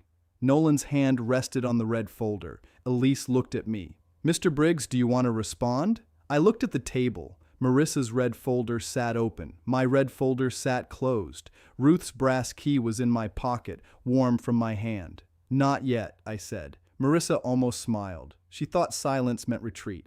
"A lot of people mistake a man checking the grain for fear of cutting." Elise said, "Mr. Mercer?" Nolan nodded. "We will request a formal read-in of the recorded reservation." Jared straightened. "Reservation?" Marissa's smile vanished. Nolan said, "Yes." Elise checked the wall clock. "I have another scheduled matter at 3:30. We can reconvene in the public records room at 4 with certified copies and all parties present." Marissa said, "No, do it now." Elise looked at her. "You asked for a records review. We will do it correctly." That sounded like delay, but it was not. It was a door opening into a bigger room. Patricia said, "Ridgepoint will remain available." Bethany said, "I will attend." Daniel looked at me. "Dad?" I stood. Marissa stood too. "You can't keep hiding that folder." "I'm not hiding it," I said. "Then open it." I looked at the county seal on the wall, then back at her. "At 4, I said, "you can read what you built around." Her throat moved. For the first time since the retirement dinner, Marissa looked unsure of the floor under her feet. We stepped into the hallway. Greg came after me before Nolan could block him. His face was red, and his voice stayed low because courthouse hallways make cowards out of loud men. "You think you're clever," he said. "No, you'll ruin your son. You used him as collateral. He's a grown man. Then stop signing his future." Greg's mouth twisted. "You old men love control." I looked at him. "No, we love receipts." He had no answer for that. Linda stood behind him with tears in her eyes. I did not soften. Linda had watched her daughter use Ruth's memory like old wallpaper. Tears did not erase that. Daniel came up beside me. Greg looked at him. "Come with us." Daniel shook his head. "Daniel," Linda said, "please." He said, "Did you guarantee the loan because Marissa told you Dad's house was coming?" Linda covered her mouth. Greg said, "We backed our daughter." "With Dad's property?" "With family expectation." Daniel nodded slowly. You mean hope. You mortgaged hope. Greg's face changed. He looked older for a second. Then Marissa walked past all of us toward the stairwell, phone already to her ear. I heard one sentence before the door closed. Jared, find out if a trust can be challenged. Nolan heard it too. He looked at me. She caught the word. She caught enough. He lowered his voice. At 4, no more partial. I nodded. No more partial, I said. We had 30 minutes before the public records room. I did not spend them pacing. I walked outside and crossed to the bench near the courthouse steps. Daniel followed, but he did not sit until I pointed to the space beside me. The square had traffic rolling around it. A school bus passed. A woman from the bakery carried a box tied with string. Normal life again. That was the thing about a town. Your worst day still has somebody buying donuts. Daniel said, I keep thinking about Mom. So do I. She knew. She prepared. Because of Marissa? No, I said. Because Ruth understood people. He stared at his hands. She always liked Marissa at first. She liked anyone you loved. That's not the same. No. He took a long breath. Dad, if the deed says what I think it says, where does that leave me? That depends what you do after you hear it. He nodded. I don't want the house like that, he said. I know that today. He looked at me. You don't know it forever. No.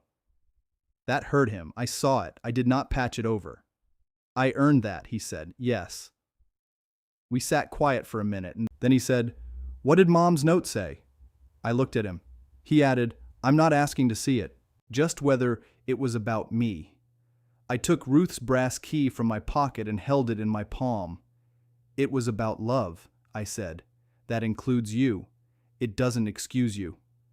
His eyes filled again, but he kept his voice steady. Can I stand with you in there? I looked at the courthouse doors. You can stand near me, I said. With me takes time. He nodded. Near is enough today. At 3:52, Nolan came outside with Ellen and Janice. He held the red folder under one arm. His other hand carried a certified envelope from the registrar's office. The stamp was fresh enough that the ink still looked dark. Ready? He asked. I stood. My knees complained, but they held. I looked once toward Sycamore Bend Road, though I could not see it from there. I thought of Ruth's swing in a storage unit on Dyer Road. I thought of Marissa's basket. I thought of the fake key tied with twine. Then I put the brass key back in my pocket. Let's set it down, I said. The public records room sat behind a glass partition on the east side of the registrar's office. It had 4 long tables, 2 copy machines, 3 computer terminals, and shelves full of deed books with cracked bindings. I had stood in that room when I bought the mill parcel for $186,000.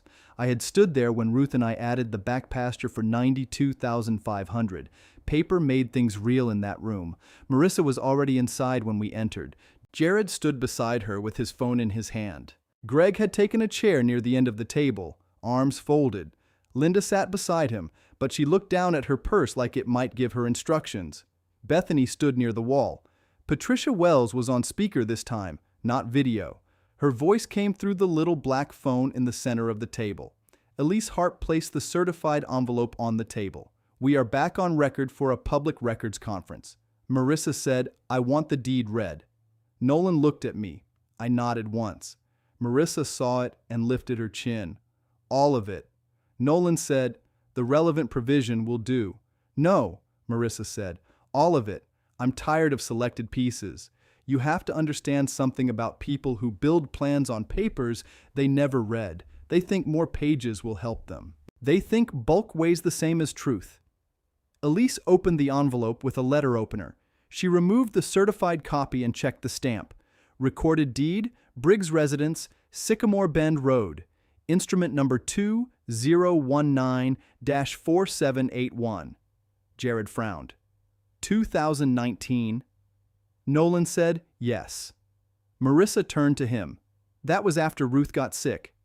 I looked at her. That was after Ruth got wise. Daniel drew in a breath beside me.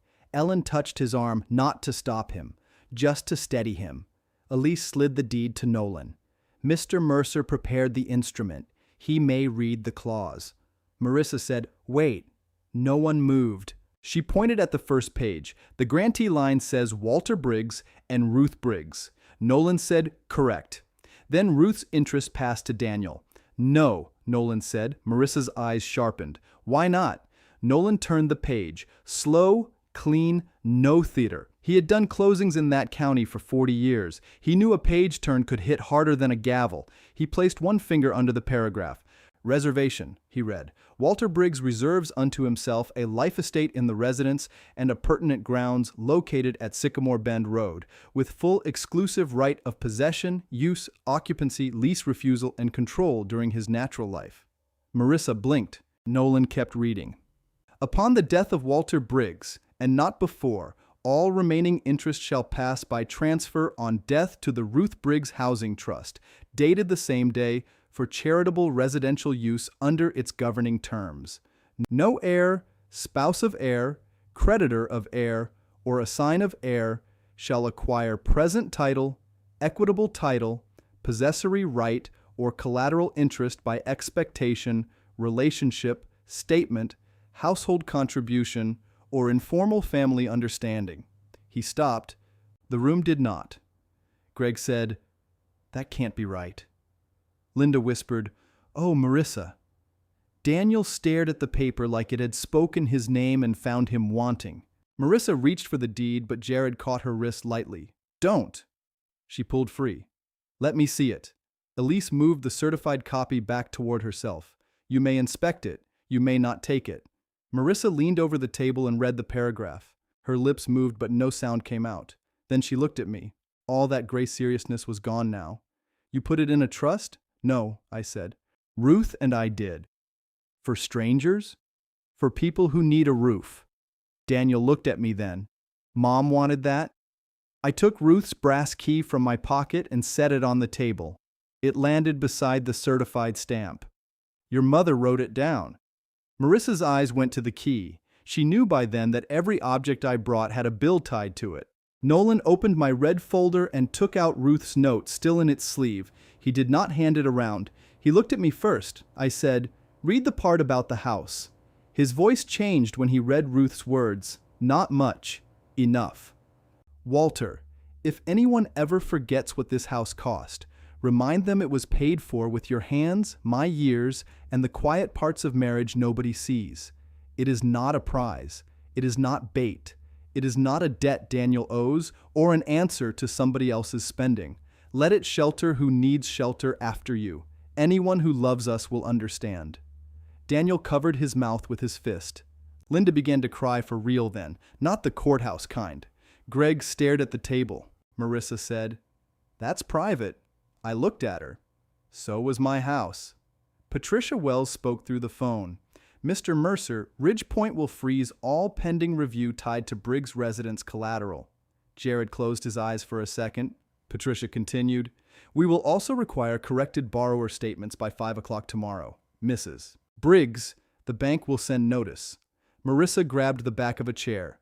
"You can't do that in front of everyone." Patricia said, "You put the asset in front of us." Bethany stepped forward. "I need to make my position clear." Marissa turned toward her. "You said you wouldn't decide today." "I said I could not rely on disputed statements," Bethany said. "After hearing the recorded clause, I find no basis for a capacity referral from the documents presented." Greg said, "You're just walking away?" Bethany looked at him. "From that claim? Yes." Elise took a form from a drawer below the counter. "The Register's office will note a title fraud review inquiry attached to the attempted collateral reference. It is administrative only unless another agency requests action." Jared said, "Elise." She looked over her glasses. "Don't Elise me in my own office." That shut him up. Marissa turned back to me. "So that's it? You humiliate us?" I almost laughed, but it would have been the wrong tool. A laugh can splinter wood you meant to keep. "You stood at my retirement dinner," I said, "and whispered beside my keys." Her face tightened. I said it quietly. "The house was basically yours." Daniel flinched. Marissa said, "I was wrong." No, I said. You were counting. Nolan placed his hand on the deed. Basically, yours was never legally yours. There it was. The line came back across the table with a recording stamp under it. No shouting, no fist. Just the paper she had built around, read in front of the people she had recruited. Greg stood too fast and his chair scraped the floor. We need a minute. Elise said, take it in the hallway. Marissa did not move. Daniel, say something. Daniel looked at her for a long time. You told Ridgepoint I agreed. I was trying to save us. You signed my name into a story. I did what I had to do. No, he said. You did what you wanted Dad to make true. That hit her harder than the deed. I saw it. She could call me cruel. She could call Nolan manipulative. She could call the register rigid. But Daniel had been her bridge, and he had just stepped off it. Linda stood and put a hand on Marissa's shoulder. Marissa shook it off. Don't touch me. Linda went still. Greg said, Marissa, stop. She turned on him. You told me it would work. The room caught that sentence. Jared's head snapped toward her. Marissa. She realized it then. Too late. Greg said, I said family property often moves informally. No, Daniel said. What did you tell her? Greg's jaw worked. We discussed options. Linda said, Greg. His face hardened. We backed our child. With a bridge loan, Daniel said. How much? No one answered. Patricia's voice came from the phone. The Ridgepoint exposure file references $247,000 in parental guarantees, separate from Mrs. Briggs's $312,000 outstanding business obligations. Daniel leaned on the table with both hands. Marissa whispered, Patricia. Patricia said, This is no longer a private reliance discussion. I watched Daniel absorb the number. $247,000, $312,000. Add the vendor balance from Fairlane Stone at $38,900. Add the staging bills for $11,400. Add the credit line at $62,000. That roof had not been leaking. It had been gone. Daniel looked at me. Dad. I said, I know. He shook his head. You knew all of it? Enough. Why didn't you tell me sooner? I looked at Marissa, then back at him. You were still calling her spending a plan. He took that without arguing. Marissa said, This is between me and my husband. No, Elise said, not when you put a recorded property claim in my office. Jared gathered his papers. His movements were tight now. Mrs. Briggs, I recommend we leave. Marissa laughed once. Now? Yes. You told me to make them confront the full deed. And now we have, Jared said. She stared at him. You're done too? I'm your attorney, he said. I'm telling you to stop making statements. Bethany said that would be wise. Marissa's eyes moved around the room. Nobody gave her a place to land. Not Greg, not Linda, not Daniel, not the bank, not the county. That was the first time she looked like a person who had walked into a house and found the studs missing. She looked at me last. You'll let us lose everything. I thought of Ruth Swing sitting in that storage unit for $35 a month. I thought of neighbors being told I was confused. I thought of Daniel's silence at the fire hall. I thought of the basket with the fake key, tied up like theft could be made pretty. I'm done holding up your roof, I said. She stepped back as if the floor had shifted. Greg took her elbow. This time she let him. Linda followed them out with one hand pressed to her chest. Jared went after them, still talking low. Bethany remained long enough to give Elise a card, then she left too. The room got quieter, but not softer. Daniel stayed at the table. He looked at Ruth's key, then at the deed. Did I lose it forever? He asked. I knew what he meant. The house, I said. He shook his head. You. That was the one question that could still get through my ribs. I picked up the brass key and closed my fingers around it. You lost easy. He nodded. You lost assumed. He nodded again. You didn't lose every road. His face broke a little. He turned away, but I saw it anyway. Ellen said, Daniel, you need separate counsel. He wiped his eyes. I know.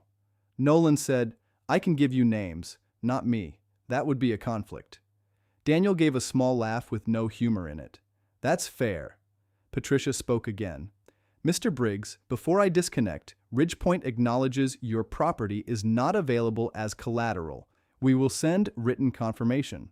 Send it to Nolan, I said. I will. The call ended with a click. Elise took the certified deed back and placed it in a clear cover. Walter, do you want a second certified copy? Yes. For the trust file? And one for my kitchen drawer. She nodded as if that made perfect sense. In Cedar Bluff, it did. Daniel looked at me. Can I come by tonight? No. He swallowed. Tomorrow? No. Ellen looked at me but did not speak. I said, you can come Saturday at 9. Bring the garage remote, the spare side door key, and every paper with my address on it. Daniel nodded. I will. And don't bring Marissa. He closed his eyes. I won't. That was the conditional door. Not open wide, not locked either. A man my age learns that forgiveness handed out too early becomes just another thing people spend. Nolan gathered the folders. Janice closed her notary journal. Elise made the second copy and stamped it with the heavy seal. That thump sounded better than applause. When we walked out of the records room, Marissa and her parents were still near the stairwell. Jared was gone. Marissa held her phone with both hands. Greg was talking, but she was not listening. Linda looked at Daniel. Come home with us. Daniel said, No. You shouldn't be alone. I haven't been alone, he said. I've been absent. Linda looked at me then. Maybe she wanted mercy. Maybe she wanted someone older to say it would smooth out by supper. I had no such lie for her. Greg said, Walter, you've made your point. No, I said. The deed made it. Marissa lifted her head. You'll regret this. I looked at the courthouse doors. I've regretted quieter things. She had nothing for that. Nolan and I stepped outside. The afternoon sun had moved behind the courthouse, and the square had that late-day glare off windshields.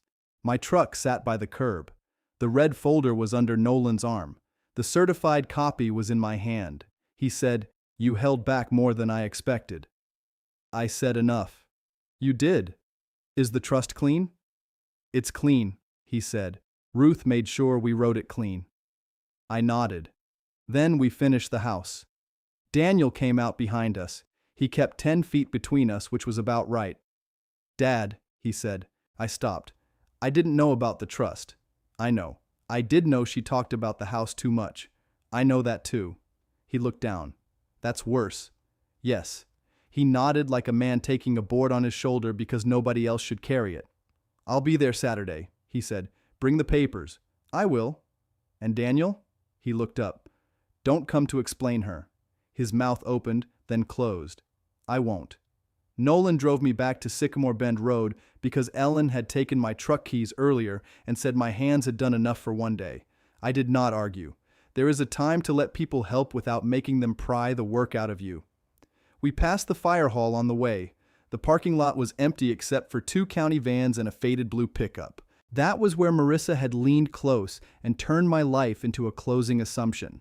It looked smaller in daylight. Most ugly things do. At my house, the porch still had the pale marks where Ruth's swing brackets used to sit. Marissa's staging crew had patched one hole and missed the other. I noticed that because I notice holes. Millmen do. A missing screw tells you who cared. Inside, the house smelled like dust and lemon oil. Ellen had been there. The key bowl was gone from the hall table. So was the fake basket. In its place sat a plain envelope with Daniel's handwriting on it. I did not open it. Nolan saw it and looked at me. Not today, I said. He nodded. Do you want me to take the certified copy to the office safe? No. Kitchen drawer. He followed me in. I placed the deed copy in the drawer beneath the old utility bills, the ones from when the electric ran $112 in spring and $306 in August because Ruth liked the house cool. Then I took Ruth's brass key and set it on the counter. Nolan said, You sure? I've carried it long enough today. He looked toward the back porch. Do you want me to call Dyer Road Storage? I already paid them. How much? $35 for the month. For a swing worth more than that. For a memory worth more than the house. Nolan looked at me then, and for once, he did not have a legal answer. The next live piece came faster than I expected. My phone rang before Nolan reached the door. The screen said Ridgepoint. I put it on speaker. Mr. Briggs, Patricia said. I wanted you to hear this directly. The refinance packet has been frozen. Our internal review flagged the collateral statement as unsupported. Nolan stepped back into the kitchen. Patricia continued. Mrs. Briggs was notified that the Sycamore Bend property cannot be referenced again. Any renewal application must remove it. What about Daniel? I asked. He will need his own counsel, she said. But as of now, the bank sees him as a disputed signatory, not the source of the property claim. That gave me one clean breath.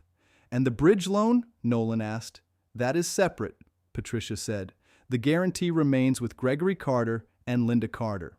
Without the expected collateral, the bank may demand additional security. There was the bill arriving at the right house. Thank you, I said. Patricia paused. Mr. Briggs, Mrs. Briggs asked whether the trust might lease the house back to family later. Nolan looked at me sharply. I said, No. I'll note that. The call ended. Nolan slipped his phone into his pocket. She's already trying a side door. Then we bolt that too. She may call Saturday. I won't answer. Good. He left after that. I stood in the kitchen and listened to the house settle around me. The refrigerator hummed. A car passed on Sycamore Bend Road. Somewhere down the street, a dog barked once and quit. I stood there with one hand on the counter and felt tired in a way sleep would not fix. Then I went to the garage. Ruth's Swing Hardware was in a coffee can on the second shelf. Marissa's staging men had not known what it was. They had left the lag bolts, the chain hooks, and the old washers under a box of furnace filters. I carried the can to the porch and set it on the rail. I was not putting the swing up yet, not alone. Not with dust coming and my knees sore from courthouse floors, but I took out the two main hooks and held them in my palm. They were still good steel. Saturday would come. Daniel would bring the papers or he would not. Marissa would fight the bank or she would not. Greg and Linda would learn what a guarantee meant when Hope stopped signing for it. That evening, I did one small thing. I took the fake key Marissa had tied with twine and laid it beside the trash bin. Then I picked up Ruth's brass key from the kitchen counter, carried it to the porch, and set it on the rail where the swing belonged. The house did not become peaceful all at once. Houses do not work that way. You fix one joist, then another. You pull out rot without pretending the wall did not lean. But when the brass key touched that rail, I knew one thing for sure. No one was going to ask me for the keys again without reading the deed first. Saturday came with low clouds and a wet smell off the creek. I was on the porch at 8:40 with a socket wrench, two chain hooks, and Ruth's old coffee can between my boots. Daniel pulled in at 8:58. That mattered to me. He got out alone. No Marissa. No Linda in the passenger seat. No Greg waiting at the curb with his arms folded. Daniel carried a cardboard file box against his stomach like it weighed more than paper. He stopped at the bottom step. Morning. Morning. He looked at the coffee can. You're putting it back? That's the plan. He nodded. Can I help? You bring what I asked? He lifted the box. Garage remote, side door key, mailers, bank packets, 2 vendor letters, 1 insurance binder with your address on it. Set it on the porch. He did. Then he reached into his pocket and held out the remote and the key ring. He did not step closer than he had to. I took them. Anything copied? I don't know. That was the first answer that sounded useful. You don't know is better than a lie, I said. His face tightened. There may be a copy in Marissa's office. Then the locks change Monday. I'll pay for it. No, I said. You'll write down where every copy might be. He swallowed. Okay. We stood there with the porch between us. The empty brackets above the rail looked worse with both of us looking at them. Daniel glanced toward the patched hole and looked away fast. She told me it was storage, he said. She said you agreed. I know what she said. I should have called you. Yes. He took that one in the chest and did not dodge it. I kept thinking if I stayed quiet, it would settle down. That's not settling, I said.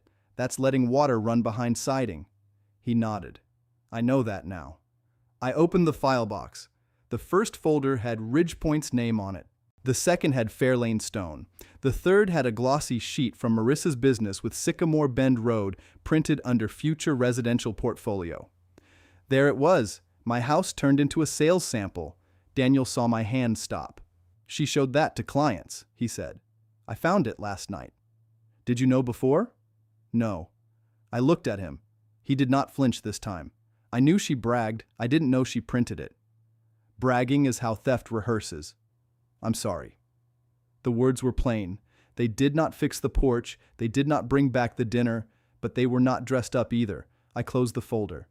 You staying there? No, I'm at the Riverside Inn for now, $109 a night. That'll teach quick. He gave a tired little nod. Nolan gave me 2 names. I called one. Good. She called me 16 times. Marissa? Yes? You answer? No. Keep it that way until counsel tells you different. He looked at the swing hooks. Dad, about Mom's note. I felt my jaw set. I'm not asking to see it, he said. I just wanted to say I'm glad she wrote it. That was a clean board. Not painted, not perfect. Clean. I handed him the socket wrench. Hold the ladder. He blinked once, then he stepped onto the porch and took the ladder from the sidewall. We worked without saying much. He held while I backed out Marissa's cheap patch screws. They had used drywall screws outside. I stared at them in my palm. Daniel said, "Those are wrong. At least you know that." He almost smiled, then thought better of it. We found the old pilot holes. The left one had a sliver of white caulk in it, but the wood behind it was still solid. I put the first lag hook in by hand until it bit. Daniel braced the ladder with both hands. I tightened it slow. A truck slowed on Sycamore Bend Road. Elisa's county car rolled to the curb. She got out with a flat envelope and a yellow copy sheet. "You working or making me watch old men fall?" she called. "Depends how long you stand there," I said. She came up the walk and handed me the envelope. Certified fraud review notation is attached to the attempted collateral reference. Ridgepoint's correction letter came through this morning. Daniel stepped down from the porch. His face went pale. Elise looked at him, not unkindly. "You need your lawyer to request your own copy." "I will," he said. She held up the yellow sheet. "Also, we changed intake procedure. Any property listed as family collateral now gets owner verification before it moves past the counter." She pulled a laminated notice from under her arm and pressed it against the porch post while she checked the fit. The black letters were plain enough to read from the steps. No third-party residential collateral accepted without recorded owner consent. She marked 2 screw holes with a pencil. "I'll put one at the register window too." I looked at Daniel. He looked at the sign, then at the file box. Elise tucked the notice back under her arm. "Walter, Nolan said to keep that envelope with your kitchen copy." "I will." She turned to leave, then stopped. "Marissa came in yesterday asking if a trust can be amended by family petition." "What did you tell her?" I gave her Nolan's number and a quiet place to reconsider speaking. Elise looked at Daniel. "That's all I'm saying." Daniel closed his eyes. After she drove off, he stood by the steps with his hands hanging loose. "She won't stop. She'll stop when every door has a lock she can't sweet-talk." He looked at the porch rail. "Can I still help?" "Yes." We hung the right hook next, then the chains. Then Daniel walked to his truck and lifted out Ruth's swing. He had gone to Dyer Road Storage before coming here. I had not asked him to. The receipt was stapled to the blanket around the armrest. $35 paid, 0 balance. He set it down carefully. I didn't want it sitting there another day. I ran my hand over the back slat. The varnish had a new scratch near the corner, but the wood was sound. Ruth had picked that swing from a roadside place outside Cleveland because the seat was deep enough for her knees. I remembered loading it in my truck while she told the man he had priced it $20 too low. Daniel hooked his side first. I hooked mine. The chains took the weight with a small metal creak. He stepped back. "Dad." I did not turn. "I know I don't get easy back." "No." "I know I don't get assumed." "No. But I'll bring papers. I'll answer questions, sir. I'll do it slow." That's the only way left. He wiped his nose with the back of his hand, embarrassed by it. "Can I come next Saturday?" "You can call Thursday. We'll see where things stand." He nodded. That was enough for one morning. After he left, I carried the Ridgepoint envelope inside and put it under the certified deed copy in the kitchen drawer. Then I came back out with Ruth's brass key. The swing moved once when I sat down. I set the key on the rail and tightened the last hook by hand.